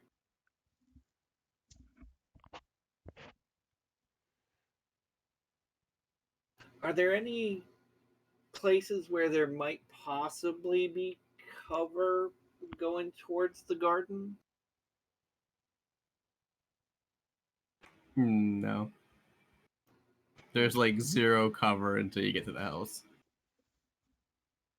And the garden. Like, Okay, so how much space is in between each ring?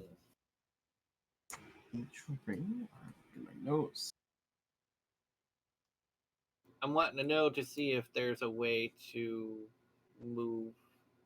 Like, can the entire party like move one ring at a time? You're saying Without moving getting frog, spotted? Frogger style. Yeah, Frogger style into the middle if we can. Alright. Well, if they can. So from the first ring is on the border of the forest, basically, just in a circle fashion. So that one will be like right there at the Yeah, edge. that's a 10-minute window. Yeah. So the next one, next circle would be 60 feet.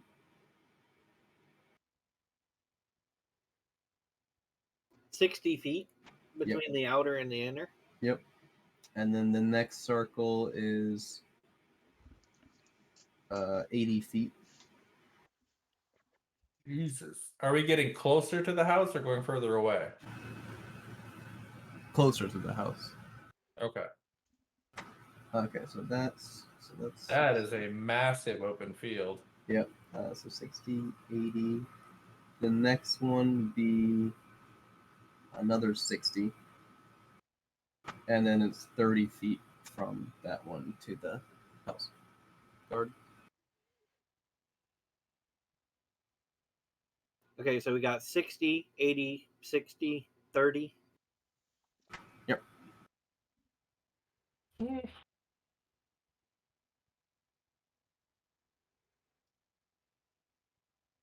And then when you get to that, there's just patrol row. So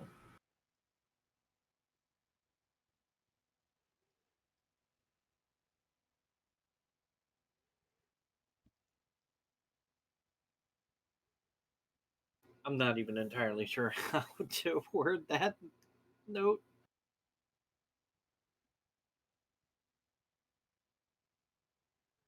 all right.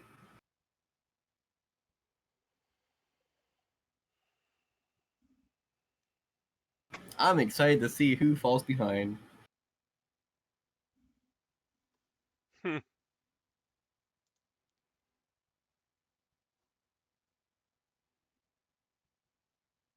All right, if there's that much distance in between them,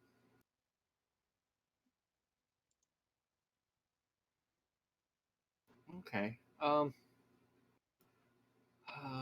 can't think of anything else to look for. How dark is the grass field itself in between patrols? Like pitch black? The grass fields aren't really grass at all. It's more like those small root plants that would grow. They're mostly farm fields. Okay, so it's more like a farm? So the way the paths go, kind of branch. Did they make like farm fields follow the in between the paths that they Yeah. guard? Yeah, they did. So it is a big target. Basically. Okay. So this is basically a self-sustaining fortress. Yeah, basically.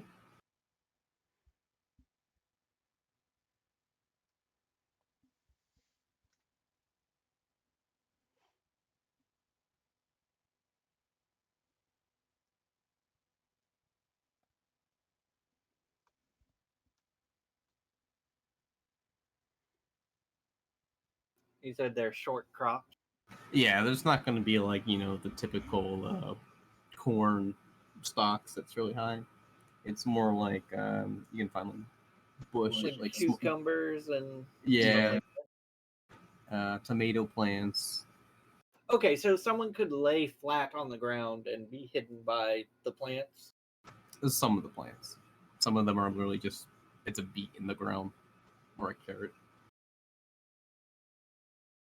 Okay, so is there a path of coverable plants towards the garden? No. The tall plants are scattered among the outer fields. Okay. We So don't they know. I'm the broke one it that's gonna screw this up. Can we just... I can't say this yet. I mean, I can say it to myself, but it's not going to mean anything. And why can't you just fly, everyone? Because you're... Because I weigh 450 pounds. It's a little beyond my carry weight. Let me correct that. I weigh 420 pounds plus 125 pounds of materials. I don't think Yuri can carry 545 pounds. On top of the 130 pounds that he's already carrying. True. I mean, what I'm carrying actually weighs more than me.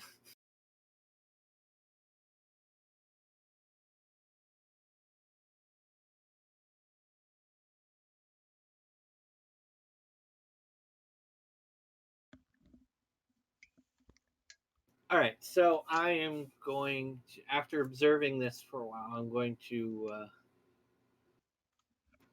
head back to the group and start explaining this layout. Okay, so I'm not gonna, like, let you repeat the whole thing. It's a lot. Why not? I don't want to read the notes. We're good. Okay, because it's really hard to explain this. Oh, well, wait until you see what happens when I land, then.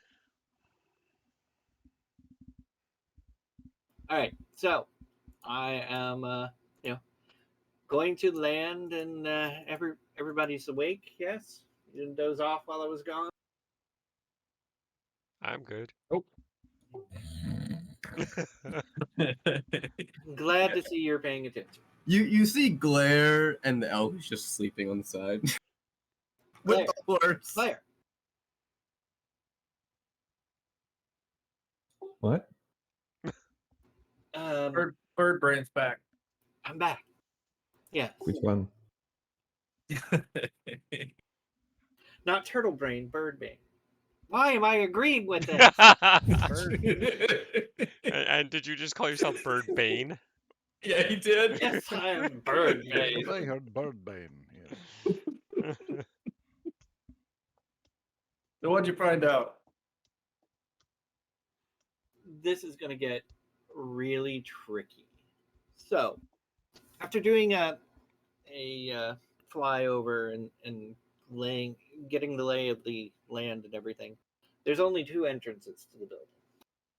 Bottom floor, not a single window. There's one main entrance. I guess we'll call this the front. And then there's the garden entrance that we were also told about.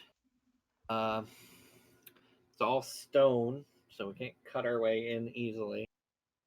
The tricky part comes with the guards, because there are a lot of them.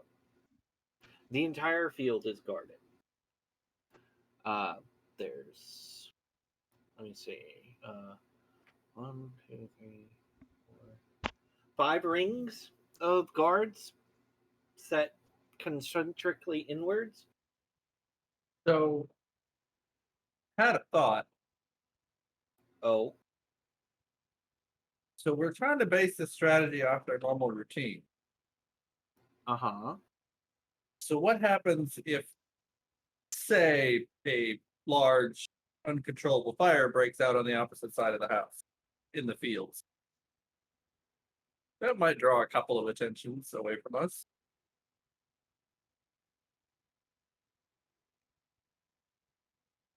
It could. Set a couple fields on fire on the opposite side. Let's leave that as the last resort. Yeah. I can just see it being a baked potato, Mm. maybe noodle soup on the side. Yeah, the field is basically all cropland. It is nothing but farmland. And the crops are mixed and short.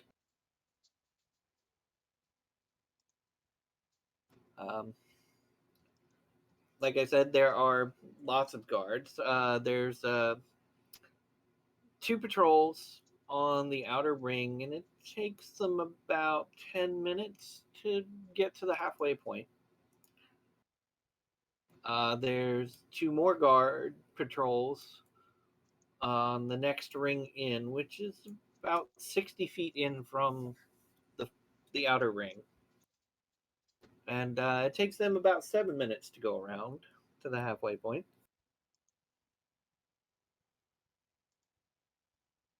Then there's 2 more patrols about another 80 feet in on another ring.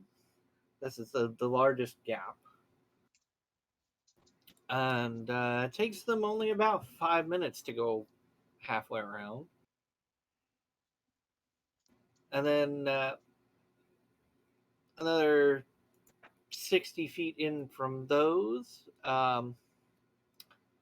there's a single patrol going around. It takes them about 3 minutes to go around. And the last ring, which is about 30 feet more to the actual building itself, there's 4 patrols. And there's like maybe a 15-second window where the guard isn't in view of the door. Oh, they all have a torch though, so they can't see in the dark too well.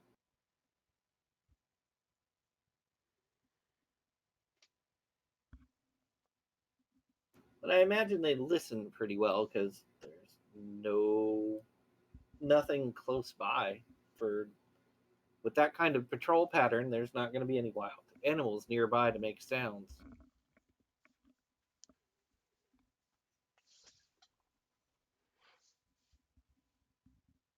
So if we do sneak you guys in, then you are going to have to be quiet. I still say a diversion might be a good idea. Maybe not quite so drastic, but Diversion is probably a good idea. Burning the fields, maybe not so great.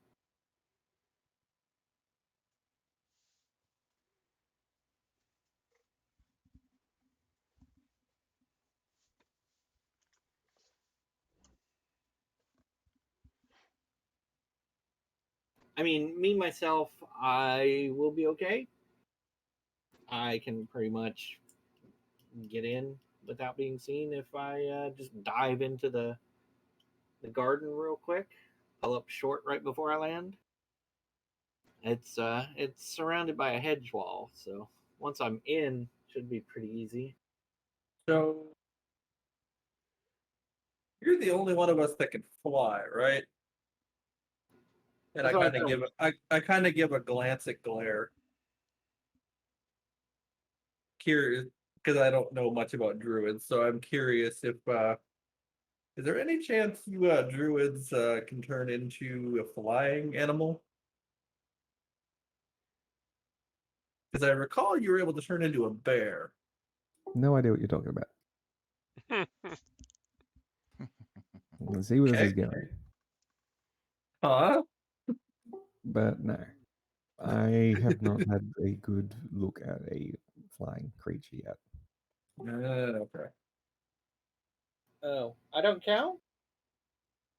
A flying competent creature, I should add. Oh, I see how it is. What? What did you want me to do? Pat you on the head and ruffle your feathers in a nice way? What were you expecting me to do? Be honest. At least be a bit civil. What? Then again, So, we did You didn't grow see up in the anything at the wilderness. auction? so are we going to be able to move from ring to ring without being spotted? I don't know what you I can mean- do. 60 feet and 80 feet are pretty good distances. It's that last 30 feet and that 15-second window. How fast are you?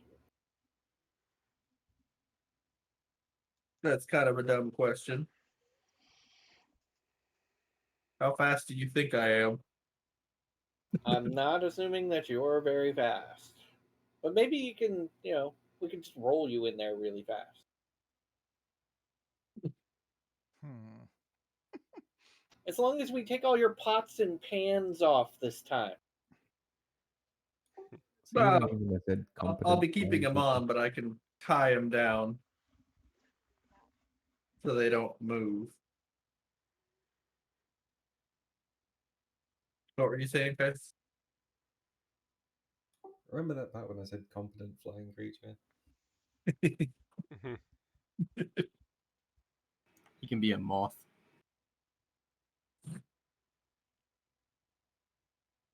Oh, let's see. Wait, can you copy? Wait, we haven't seen any birds or anything this whole time we were traveling through the forest and whatnot? Not that he was specifically looking for. Yeah. I doubt it's as simple as just glancing at one. Need to have a good observation about the creature.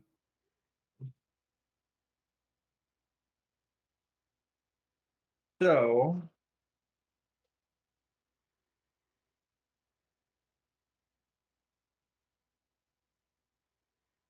I mean, you guys are the hardest ones to get in. I can fly over and land in the garden, but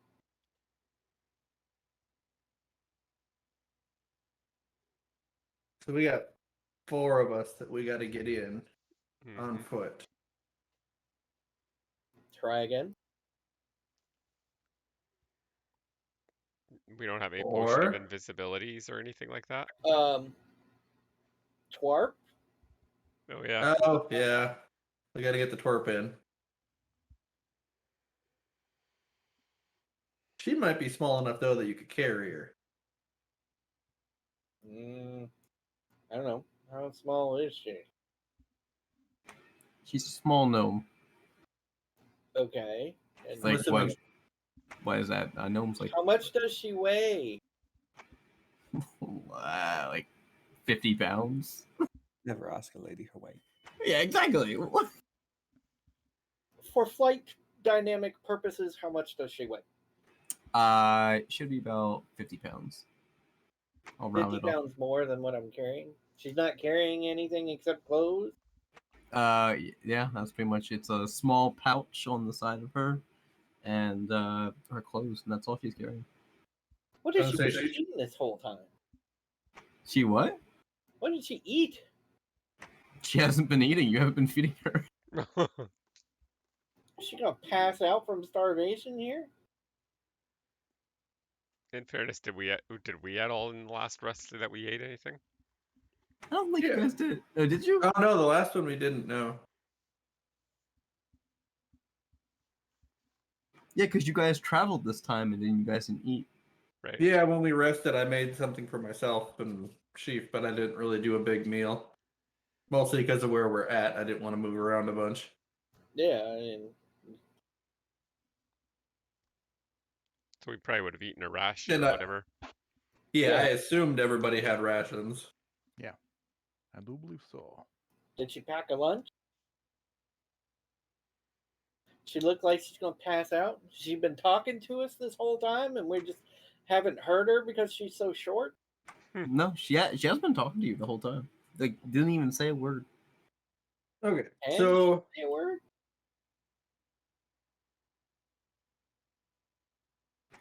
Suppose there were two Eureks who had a coconut on a string between them.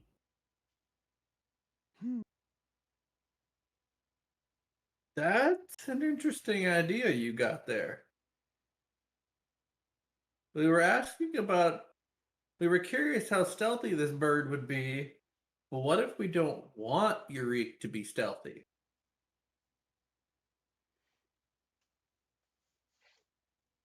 What are you thinking? I do not enjoy the idea of getting arrows in me. Well, we'll just see how agile you are. And the odds that they'll see you are low. We just need you to make a bunch of noise on the opposite side of the house. Got a How cow about an idea like this? Eurek is fairly confident in his ability for black feathers not to be seen. So what say we get him to fly up, drop some rope with something attached to the end, and drag it along the ground. Something loud, pots and pans maybe. actually. See, now the one catch to this is if those pots and pans don't come back, somebody's gonna die. Oh, well. You see, I have this interesting idea to expand upon that. What if I made one of them glow?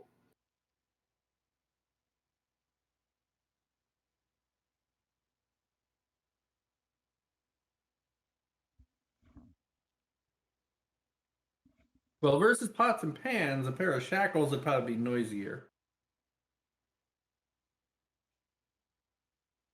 What about... Oh, I just had an interesting, fun idea. Does anybody have a large bolt of cloth available? That's a good question. Pretty sure Preferably it's You light. just let you go to hold them. What if we make a figure out of sticks and cloth tied together to, kind of mimic the shape of a spirit? And, maybe drag that or fly that around the field a little bit off the ground. I probably would be disinclined to go with this path. The objective is to distract them and move them away, not for them to reconsolidate their position and defenses, thinking they're about to become under attack. Under attack? I was going to make it glow like a ghost. Still, case in point, we don't know how these people would react to seeing a spirit, whether or not they would have the defenses in place or something like that. Yeah. True. If it's something that they don't understand, they may take a defensive stance. And then those patrols become less patrols and more house guards. Oh, see, you ruin all my fun. I finally had a fun idea. So, Ruined it. what about this? Smart talk. If I take a look around, do I see any large boulders? No. How about what? So my idea is if we could find the heaviest possible boulder that Eurek can carry, and he flies it to the other side of the map. Not the map. Terminology. Flies it to the other side of the compound, and then pours a potion of growth that I have on it, and then lets it drop with a nice thundering boom when it hits the ground, because it'll increase in size as it falls. How That high should up do attract you him. want me to drop this thing for it to Well, have you- time to grow? Well, you pour it on there, hold it, and eventually it'll get too heavy for you to hold, and you let it go. Brings up same point. That can be seen as an attack against the compound. They'd be more True. defensive. Like a catapult shot. True. You have a point. I mean, don't get me wrong, I'm all for trying it, but it falls along the same thing that dissuades from using my ghost. So, looking around, are there any stationary torches in the open field? No. So all of the light is coming from the patrols? Yep. Okay. I can make a stationary light. It just requires an object. I had an idea, but it would only work if it was stationary light or a stationary torch. Too bad we don't have a way to blow out all the torches, because then we could easily sneak in at night, in the dark of night. Yeah, I don't have that much range. And torches don't So- heat very easily. Hmm. Are we talking like all torches in the entire place at once? At least enough Probably to more. darken a path for us to get to be able to sneak in, right? Wouldn't that make it kind of obvious which way we were going, though? Yeah, I guess we would want to make it a bit more. Yeah, I guess it would have to be a wide berth. Can't do that.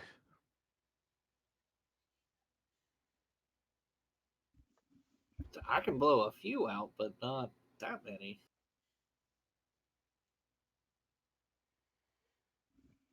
Well, we wouldn't have to worry about blowing any out until we hit the inner 2 rings, more than likely. Because the outer ones we can get past fairly easy. It's those inner 2 rings that'll be the tricky part. Hmm. Easy enough. Right, now that we So- look like that sorted, shall we start? Yeah, I'm thinking we can go, and if we just Fantastic. blow I'm just out the gonna start torches walking on the inner straight 2 towards it. rings. Oh, here we go. And I guess I'll follow him. It's gonna start walking straight towards the mansion in towards the side passage. So it looks like it's going towards the garden area. All right, so you guys stealthing through? I would be. No. Well, I would be not, brazenly just charging forward, just like a casual walk A pushing. casual stealth. Yeah. I'd be Okay, relying on. I'm going to glide overhead of them. Enough that I can keep an eye on them, but keep myself, out of torchlight range. While we were talking, I would have been securing my pots and pans and whatnot, but so I'll probably be more towards the back of the group. All right, so here's the caveat to my approaching walk thing. As it gets closer, if anything comes within, say, about 40 feet of me, I use my cantrip control flames to immediately either dim or extinguish the light.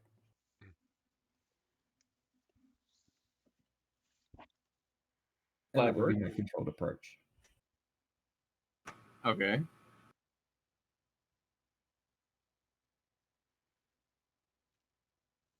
All right, so we're stealthing our way across, and he's putting out any torches that come within 40 feet. Yep.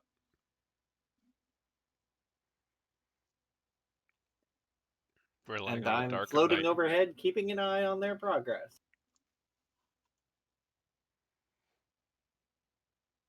Okay. Everyone makes stealth checks. Ouch. Please, please, please, please. Yeah, no, you know this is going Rip the lantern with this that. is going to be very bad. You realize this, right? Oh, Like this is yeah. not none of us. No. Oh. Oh, wait a minute. We have a critical fail and a critical plus. Yeah. How's that? So, I rolled a Glenn- natural 20, eh? so Galen and Yurik are completely fine. They're not seen. But Marco, Glare is he's like, I'm stealthing while walking next to this loud elk. But the elk would stay. Elk would stay. He's with the horse. He's with the horse. All right. So there's things. So you're just no stealth at all, just walking. I did say I was just literally walking towards the door. I didn't make that any sort of obvious. I guess this kind of reflects it too, which is great. True. Fenlin and Marco, you're sort of stealthy, but you notice that you're trying to stealth through root plants and keep stumbling over them. Yeah, sounds about right. I'm not very dexterous. Man, I'm wishing that when I leveled up, I took Pass Without a Trace. Okay. I mean, so I just thought of something, and I probably shouldn't say it. Then don't. If it's stuff that we shouldn't hear now that we're separated, I just wouldn't say it. So I'm It's more out of character, but like, what size footprints is Darkwing's character leaving in the soft farmland? Oh, so by don't say it, you meant it's going to give Colin bad ideas. Y'all are slowly picking up on things. all right. So I'm gonna say, even with your terrible failure of Claire not even stealthing, you're able to reach past the first ring because that was a 10-minute. So the only control. reason we passed is because Galen got a natural 20. Mm-hmm. I told you I am good rogue. What can I say? So you made it to in the next field there. So now you have to go the next ring. So now we're crossing the 80-foot gap. Yep. So I'm stealth assuming again. another roll. Yep.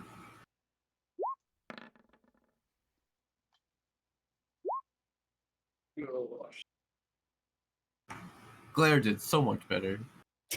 I know I'm flying above them. I can't keep my 20, can I? Nope. Oh, Oh no. How the tables turn sometimes. Hey, we got a 20. Oh, but So Yuriku's not with us. he's flying. So I'm just Yeah. gliding along silently above everybody. Nobody That- notices. That natural 20 isn't going to help us at all. Nope. okay, Galen. Oh, you guys are really bad at stealthing here. I'm a giant 450-pound turtle. Where do you see stealth in that picture? And roll 20 You doesn't created like a bunch of rogue missions, and we have a freaking turtle monk, or cleric, or whatever. He's a Fighter. fighter I'm a now. fighter. He's a cleric fighter. Fighter is my main class. Cleric is just a role-playing aspect. Okay, so we have a giant turtle fighter, and we have a bunch of stealth missions to go through. Okay. So Greek's fine. Glaric's fine. Fenland's good. Marco and Galen. I need you to make a strength saving throw for me. Right. Oh, yeah. Oh. Oh no! Ouch. Did he just face plant in the field? So, face planting into the field is lightly. You are face planted in the field, both of you, and you are also being restrained by roots and vines, slowly going up your body. Oh. Wait, are these magical plants? You don't know? Oh no. Because you said they're going up our body. Are they actually moving, or is that a figure of speech? No, they're actually going up your body. Oh no. I need you guys. So everyone else, I need you to do a stealth So check again. I'm gonna look at Marco in kind of a half-silent tone. I don't think these are food crops. You said stealth check again? So, besides Marco and Galen, I need you, the rest of you, to stealth subject Hey, to that's go a to better the one. next ring.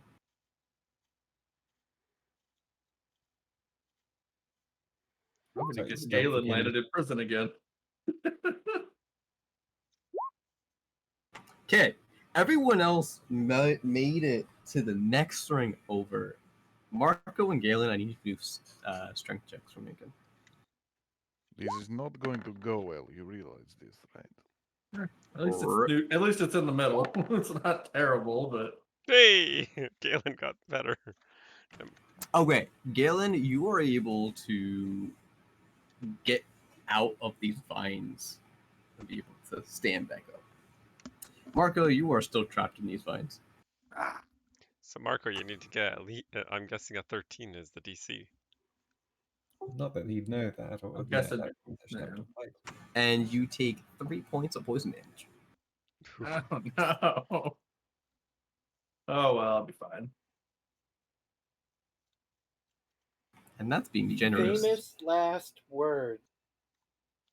You just see this giant turtle, face planted, vines going up, starting to cover a shell. Okay, so can I use Mage Hand to start trying to pull the vines off of his shell? I think Mage Hand can only go up to 10 pounds, right? I don't know. I mean, the vines shouldn't be heavy. Yeah, no more than 10 pounds. Carry more than 10 pounds. Yeah, so they can help pull on them.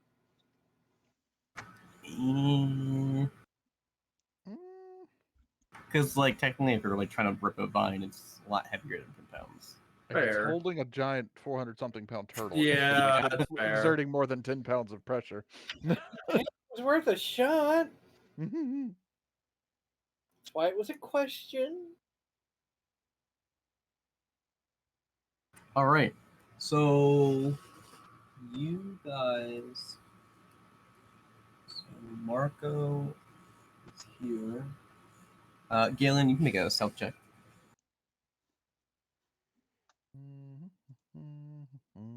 Trying to find it again. There it is. This is also probably not going to be good. Oh dear. Back in the vines you go. Nope. You are freaking lucky. Ah, I rolled 2 ones. You are freaking lucky.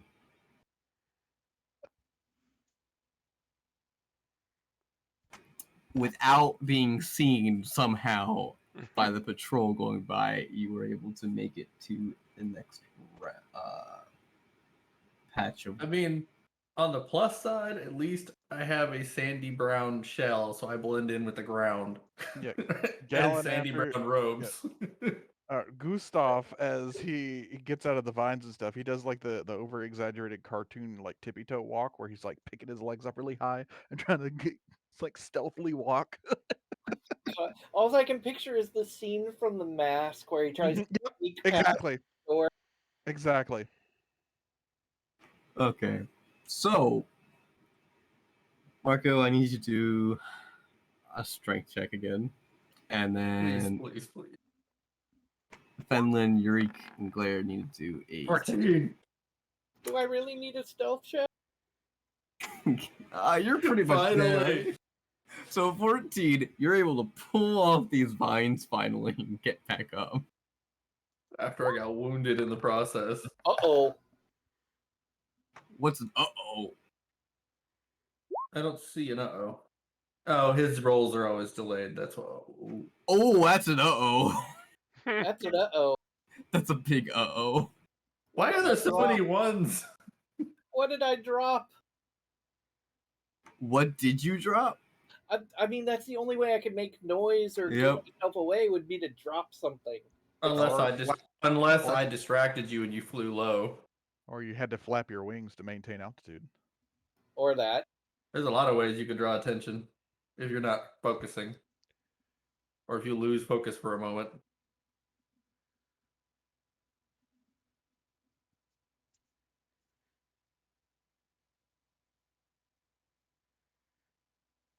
I like the fact it's taken him so long to decide. He's I rolling mean, dice I have an probably. idea for this one, if you don't mind. Well, I think he's got an idea. I was thinking that my big bag of gold dropped, and I immediately dove for well, it. that's what I was thinking. Your gold dropped and you dove for it. So while diving for it, you go straight past the window, where a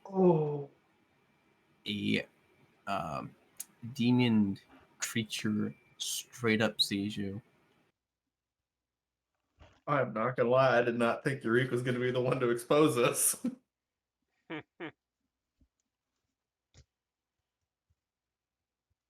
I mean, that kind of failure fits my character too much.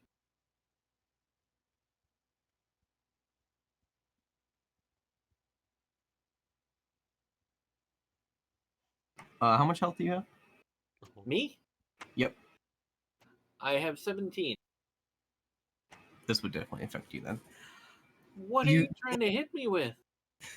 This creature sees you go down past the window as he's working right in front of the window. And he quickly casts a spell and causes sleep on you. Okay, can I roll a saving throw on that? I was No. looking for a saving throw, and apparently there isn't one. So with this, you're talking about the sleep spell, right? Yeah.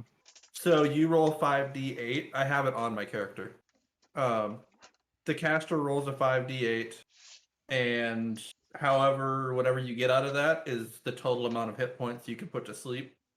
So you would have to roll higher than what he has for hit points Mm-hmm. with 5d8. Which wouldn't take much for 17. Like, I'm already up to, like, 38. And I've just reached, I think I just did them all, yeah.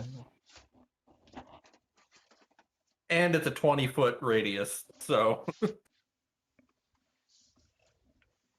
anybody else in that 20-foot radius could get affected too. So any of the guards. Yeah, any of the guards, all of that. So, on the side you were on, when you fell, it was above the garden. Garden area, like right outside the garden area, because I imagine you weren't above the building yet. You were flying with the group. Yes, I was flying with the group towards the garden area. Yeah. So you guys,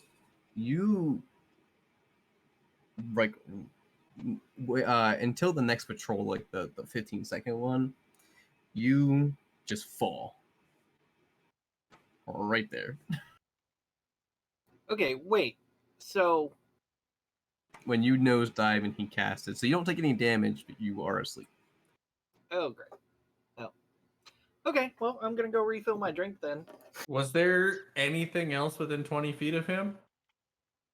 There's a few plants. No What living about creatures? the guards ringing the house itself? So because it was outside, there's a few If there's creatures. only a 15-second window, then he might have caught one or two groups of guards too.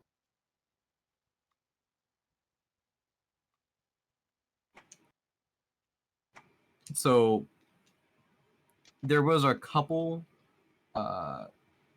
creatures that you can hear the falling inside the garden. But they'd be all like 1 and 2 health creatures, right? Yeah. Okay. All right. I was attempting to save him because it affects everything within the radius indiscriminately, and Okay. it affects the lowest health first. So if there was enough low health people, there might not have been enough left to put him to sleep. Okay.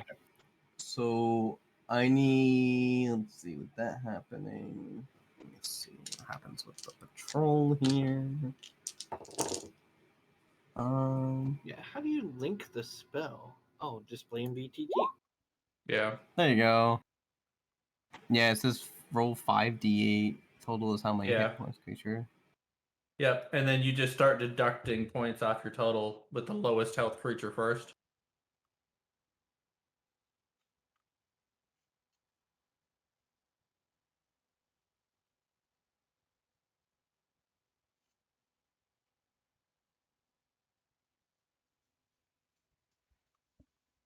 Okay. So, with that being said, two of the guards catch wind of him falling and also hear the bag of money drop and rush over to his body and drag him inside. Go through the front door, drag him inside, and shut the door behind him. Well, there's our diversion. Yep. Love it when a plan comes together. Shiny. Okay, the rest of you, actually, I think Marco's behind, right? Yeah. Yeah, I Marco- just managed to free myself. I think Galen is one row behind them, and I'm one row behind Galen. All right, so Galen, do a strength check. Stealth check for me. Oh boy. Okay. You got this. I believe in you. Believe in the heart of the deck. Oh, okay. Damn. Okay. So you're able to get to the next group. Are the rest of the party waiting for them? Or are you guys Waiting gonna for keep? I Are find you- that hard to believe that Claire would wait for me. I am going to stop, turn around to the person behind me and says, "Where is Twerk. Oh. We didn't even... I've just been assuming that Holland's been rolling and he hasn't said anything, so You do not see Twerk. wait, did Twerp not follow us? You don't know that. Or do they have their own stealth or like invisibility? But you Like- haven't seen Twerk this whole time going. We'll cross that. If not, we'll just kill everyone inside." Murder hobo this shit. Okay, so Galen's able to go to the next ring, and I'm gonna guess you guys kind of like meet up with them. So Marco, I need you to do 2 stealth checks for me to catch up to the rest of the group. Hey! Natural 20! There we go. And the second one. 6. I am not stealthy. Okay, getting closer and closer to the store, you got so excited about like getting past the first one. You're like, I got this, and just decide to do like a fast-paced walk. With now your pants making a little noise behind you.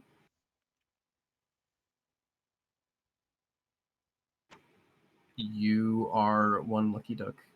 So do I catch up to them or Yes. Yep. You catch up to them. Now you guys are on the final ring before you get to the actual.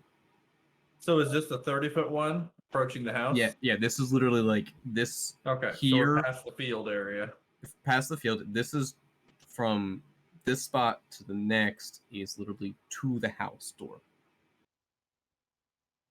So did we see Eureka fall?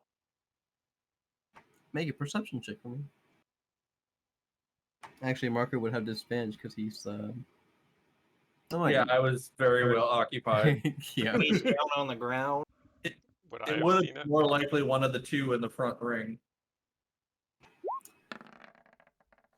Natural 20. Okay. So Marco was like, I definitely saw you fall. And I'm gonna brag about it later. I'll go with that. I can Yeah. totally see Marco saying So as I catch up, our bird brain friend took a dive up by the house up there. I don't know why, but I never saw him go back up. Yep. So the rest of you guys are together.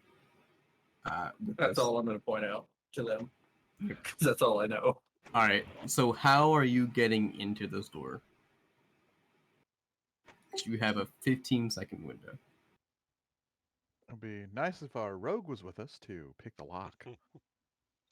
Oh, Well, right. considering he went down, I got a feeling something happened, and we should probably go get him. Yeah. Well, first things first, I'm just going to see if the door is actually unlocked and turn the handle. You turn the handle and it's locked. Got some resistance to it. Do I have a rough idea of how far away from where we're standing he fell? It was approximately right up to the building. It's not in the garden, but outside of it. Can you describe this door to me? All right, are you going through the garden door or are you going through the front door? The garden I door. thought we were going through the garden, yeah. Oh, wait, you guys are going through the garden. All right, hold on. So is This is different. Let me go grab a map.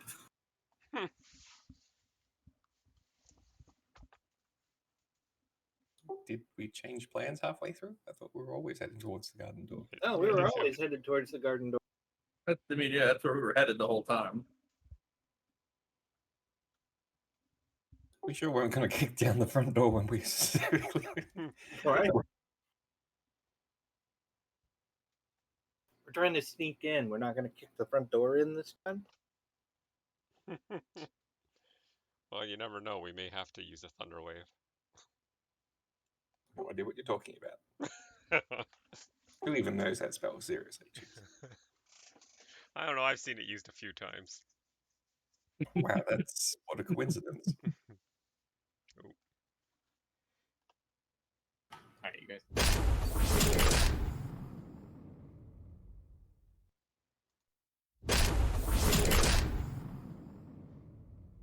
All right. Oh. Oops.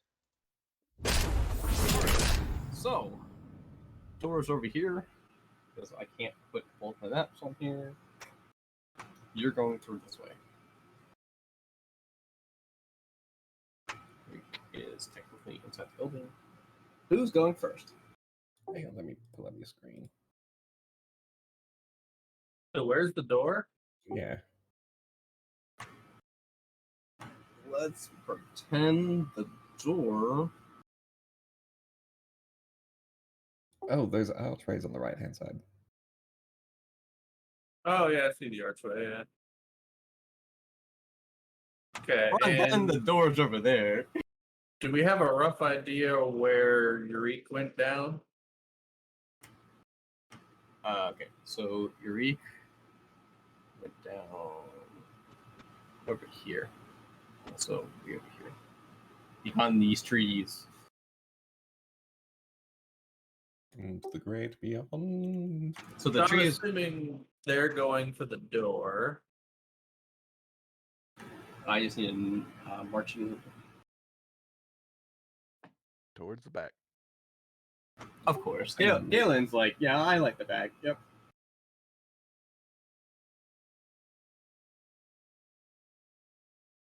So I'm just going to attempt to go to Eureka. So you're okay. So I know. Blair just went up to the door.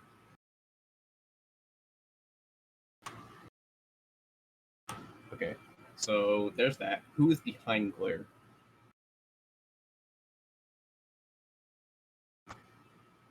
Who is behind Blair? Who is nominating themselves to be absolutely destroyed? Well, I'm headed for Eureka, so I'm headed the other way. So, by working out deductions, we know that Marco and Galen are going to be towards the back because they got entangled. So that leaves. Yeah, I can. Well, I think we all got caught up to each other before we hit Yeah. this point, Yeah, we right? did. Indeed. Yeah, you I got said it. I'm towards the back, so I'm not going first or second. I'll go behind that log. Behind this log? Yep. On a sort of silver lining note, at least I don't have to face combat in the garden. Who said Yeah, anything about combat? Okay. Who is next? Well, I would have been headed up been around to the where Yuri's unconscious. Oh, Yurik was taken inside. I got Okay. dragged inside. Oh, they've already got him. Yeah, they dragged him inside. Oh, okay, never mind then. Yeah, so I'll You be don't know right that. behind Glare. Yeah, you True. wouldn't know that. But Sure, you, I would know that. So yeah, I'll stick with what I was saying. Then I'll go to the area where he went down, Alright, just to see if I spot him. I'm gonna put you right there just so you can look out there. Look for the crumpled bird shape. Do an investigation check while you're there. All right.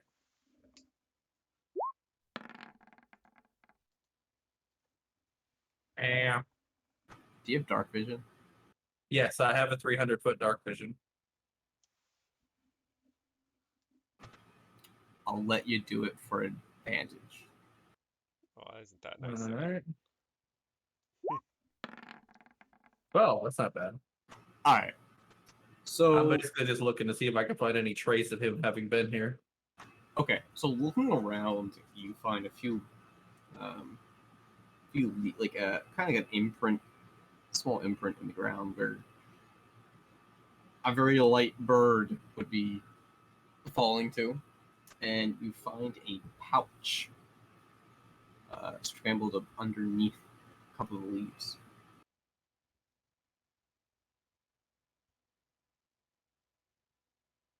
Oh, the money pouch. All right, I'm gonna take the money pouch, stick it in my bag, and then go join the others. Okay. I like it that you specifically mentioned that you're not going to let us know that you picked it up. I love it. Well, there's nobody around me to tell at the moment. Okay. So the elk is back at the thing. Your fox is in your pouch. Galen is sitting by here-ish. Fine by me. All right.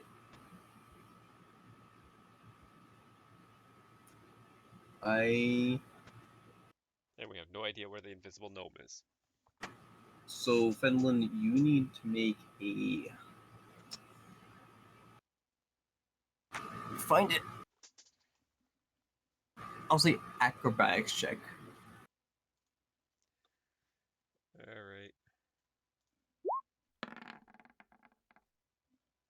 right.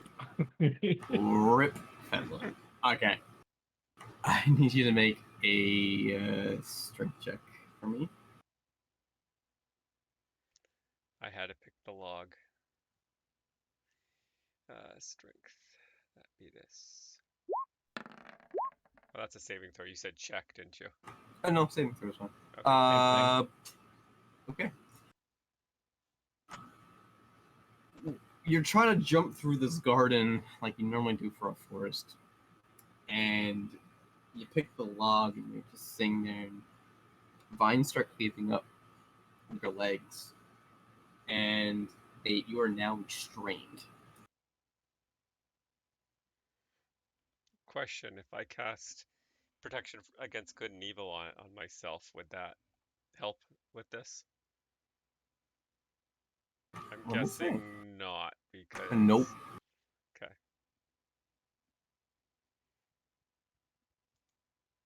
Okay, where's everyone else? Yurik's inside. Marco and Galen. I'm working my way over to the door. Okay, so this would be.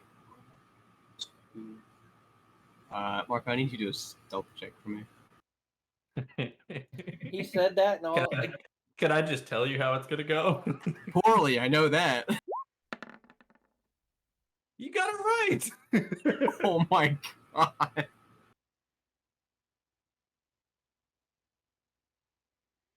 Working my way back to you, babe. I'm gonna say you made it halfway. I need you to do a strength check for me.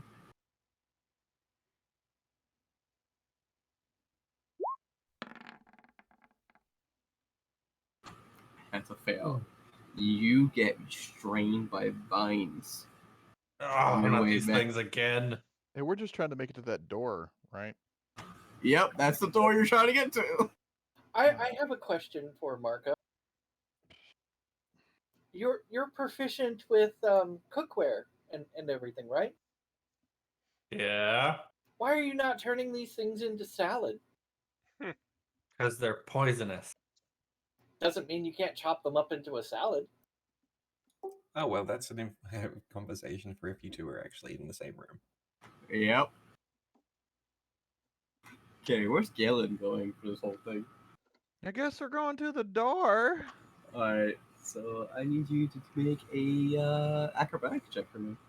Acrobatics. I'll give it to you. Woo! Where you want to go to? The door. We're guess. Yeah. gonna go right next to the glider up there. Well, maybe a little bit behind, like not right, like behind somebody. Behind Glare? Yeah. Okay. Oh, wait. Hmm. Well, I Is did it need someone to Finland? soften the blow. Maybe sort of behind the log? Behind here? Yeah. Oh, then you Alright. can help get me untangled. Oh boy. Yep. Oh, that to be a couple rolls.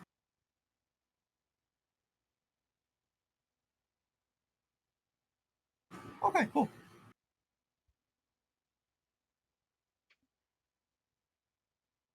And right behind you, Glare, is a twerp that uninvisibles herself. Yep. Now, before we go too far, also, is CJ, are you heading out early again? I am, but I told Holland I'm good till 11:30. So Okay. Well, do you want to pause at the door as a good?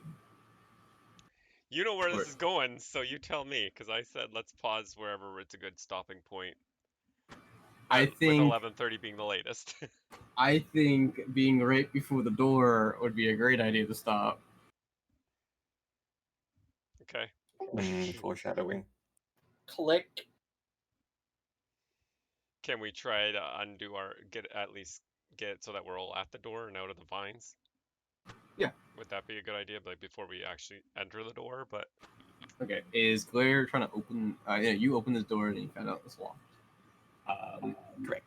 So I need Finland to make a strength check. yep. Wish me luck. Strength check. So this time I'll do actual check. Yeah, I failed. Okay, the vines keep going, Yep. and you take 3 points of poisoning damage.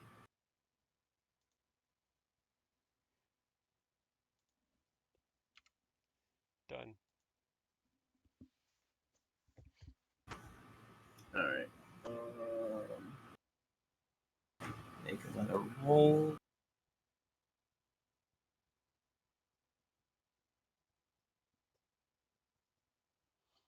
Okay. Do you want to keep trying to get out of the vines? I do. All right, make another strength check. Is anyone else doing anything else? Oh, Marco. I'm trying to get out. Yep, Marco, you make a strength check. Wow. You're definitely you're able to get back up. Finland, you are still in the vines. Do I take more damage? Yeah, once I'm free, I'm gonna try and get over to the group. All right, and you take 2 points of poisoning damage, Finland. Okay, so Marco, you're able to free yourself from the vines, and you're trying to get back over to the. I need you to make a stealth check for me.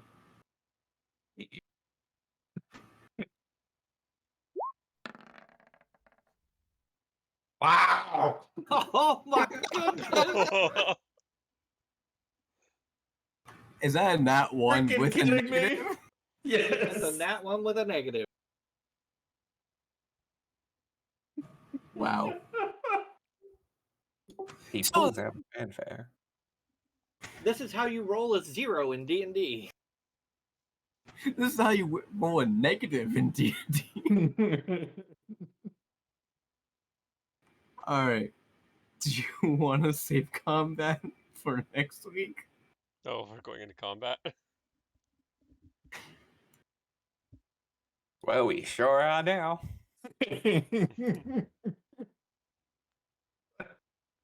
Yeah, that's probably a good idea. I think so. Tune in next time when Marco gets killed. Well, it was nice knowing. Oh, I have a plan. Plans never survive contact with the enemy. I have a plan too. It's called I'm gonna sleep it off. Yeah, Yurik's like, I'm gonna sleep. He doesn't know where he is, but you guys are like, oh, he's already inside the building. Oh, Yurik's gonna freak when he wakes up and finds his pouch missing. Oh yeah.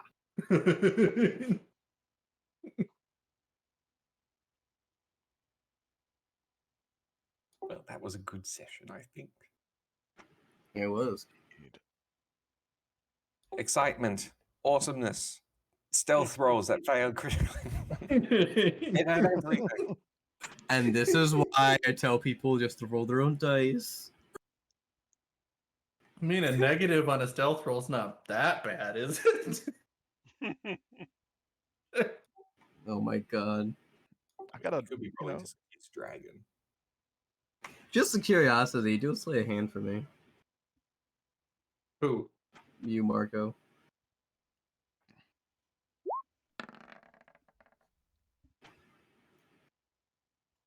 Okay. Okay. A DM. Okay. It's terrifying. Holland just terrifies me. Holland's been pretty good. It's the collection of miniatures that he keeps adding to that horrifies me. Yeah, that's the concerning part. Holland is fantastic. You mean talking about the new green dragon that I just got this week? No, you know what bugs me? Last session, he introduced the Tiamat orb, and then like a day later, he's like, "I'm looking at getting a Tiamat figure." No, Yeah. It's only $400, don't worry. only. Only Did you see how big it is? It's glorious. It's like a foot by a foot. It's literally bigger than this mat right here. Like, it like would, he couldn't even fit it on camera. yeah, like I would actually have to use the board that we used for the slave trade auction. Well, the fact of the matter is, if you get it, we know we're fucked. Yeah. You don't know that yet. You want to use it, we know. Yeah, but it's not fair if you guys are like level 5 and I use a Tiamat. Yeah, the moment we hit like level like 15 or so, we're dead. We're toast. He's gonna let us get, most of the way through the story, and then he's just gonna flatten us. that's assuming that we make it past like level 3. True. Marco hasn't already killed us all. At the rate you guys are going, I don't know if you guys are gonna make it past level 3 with all these rolls. Yeah. we should get the milestone critical failure. Go back a level.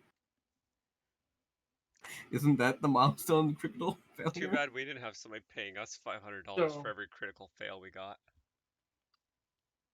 Oh my god. If this was for charity and we did that. We'd be rich. Yeah. Well, The charity would be anyways. rich. Charity would be rich. And therefore, I will be rich. Charity for crisis. Exactly. No, it can't be a charity for Kaisis. He's a paid actor. Exactly. Yeah. How else am I going to keep up my act? I even got a little sprite miniature for you guys. And then your pseudo dragon I have here somewhere. I think I left them on the shelf. Look at you getting all So the he did miniatures. decide to hang around then. You don't know that, but I put them off this. So I have a giant on a shelf underneath my dragons that I put player miniatures. I'm just more along the lines of he's being prepared for anything that we can possibly throw his way, and then we can go make some even more terrible mistakes for him. Oh, like falling asleep and landing in the garden isn't a terrible enough a mistake for me? Yeah. Well, and dropping his gold and having Marco pick it up. That I don't know Marco has picked up. all right, I'm gonna end this stream here. Thanks for watching. Not sure next week when I'll be streaming since it's back to school and summer's over. So we'll see. Thanks for watching. We'll see you next time.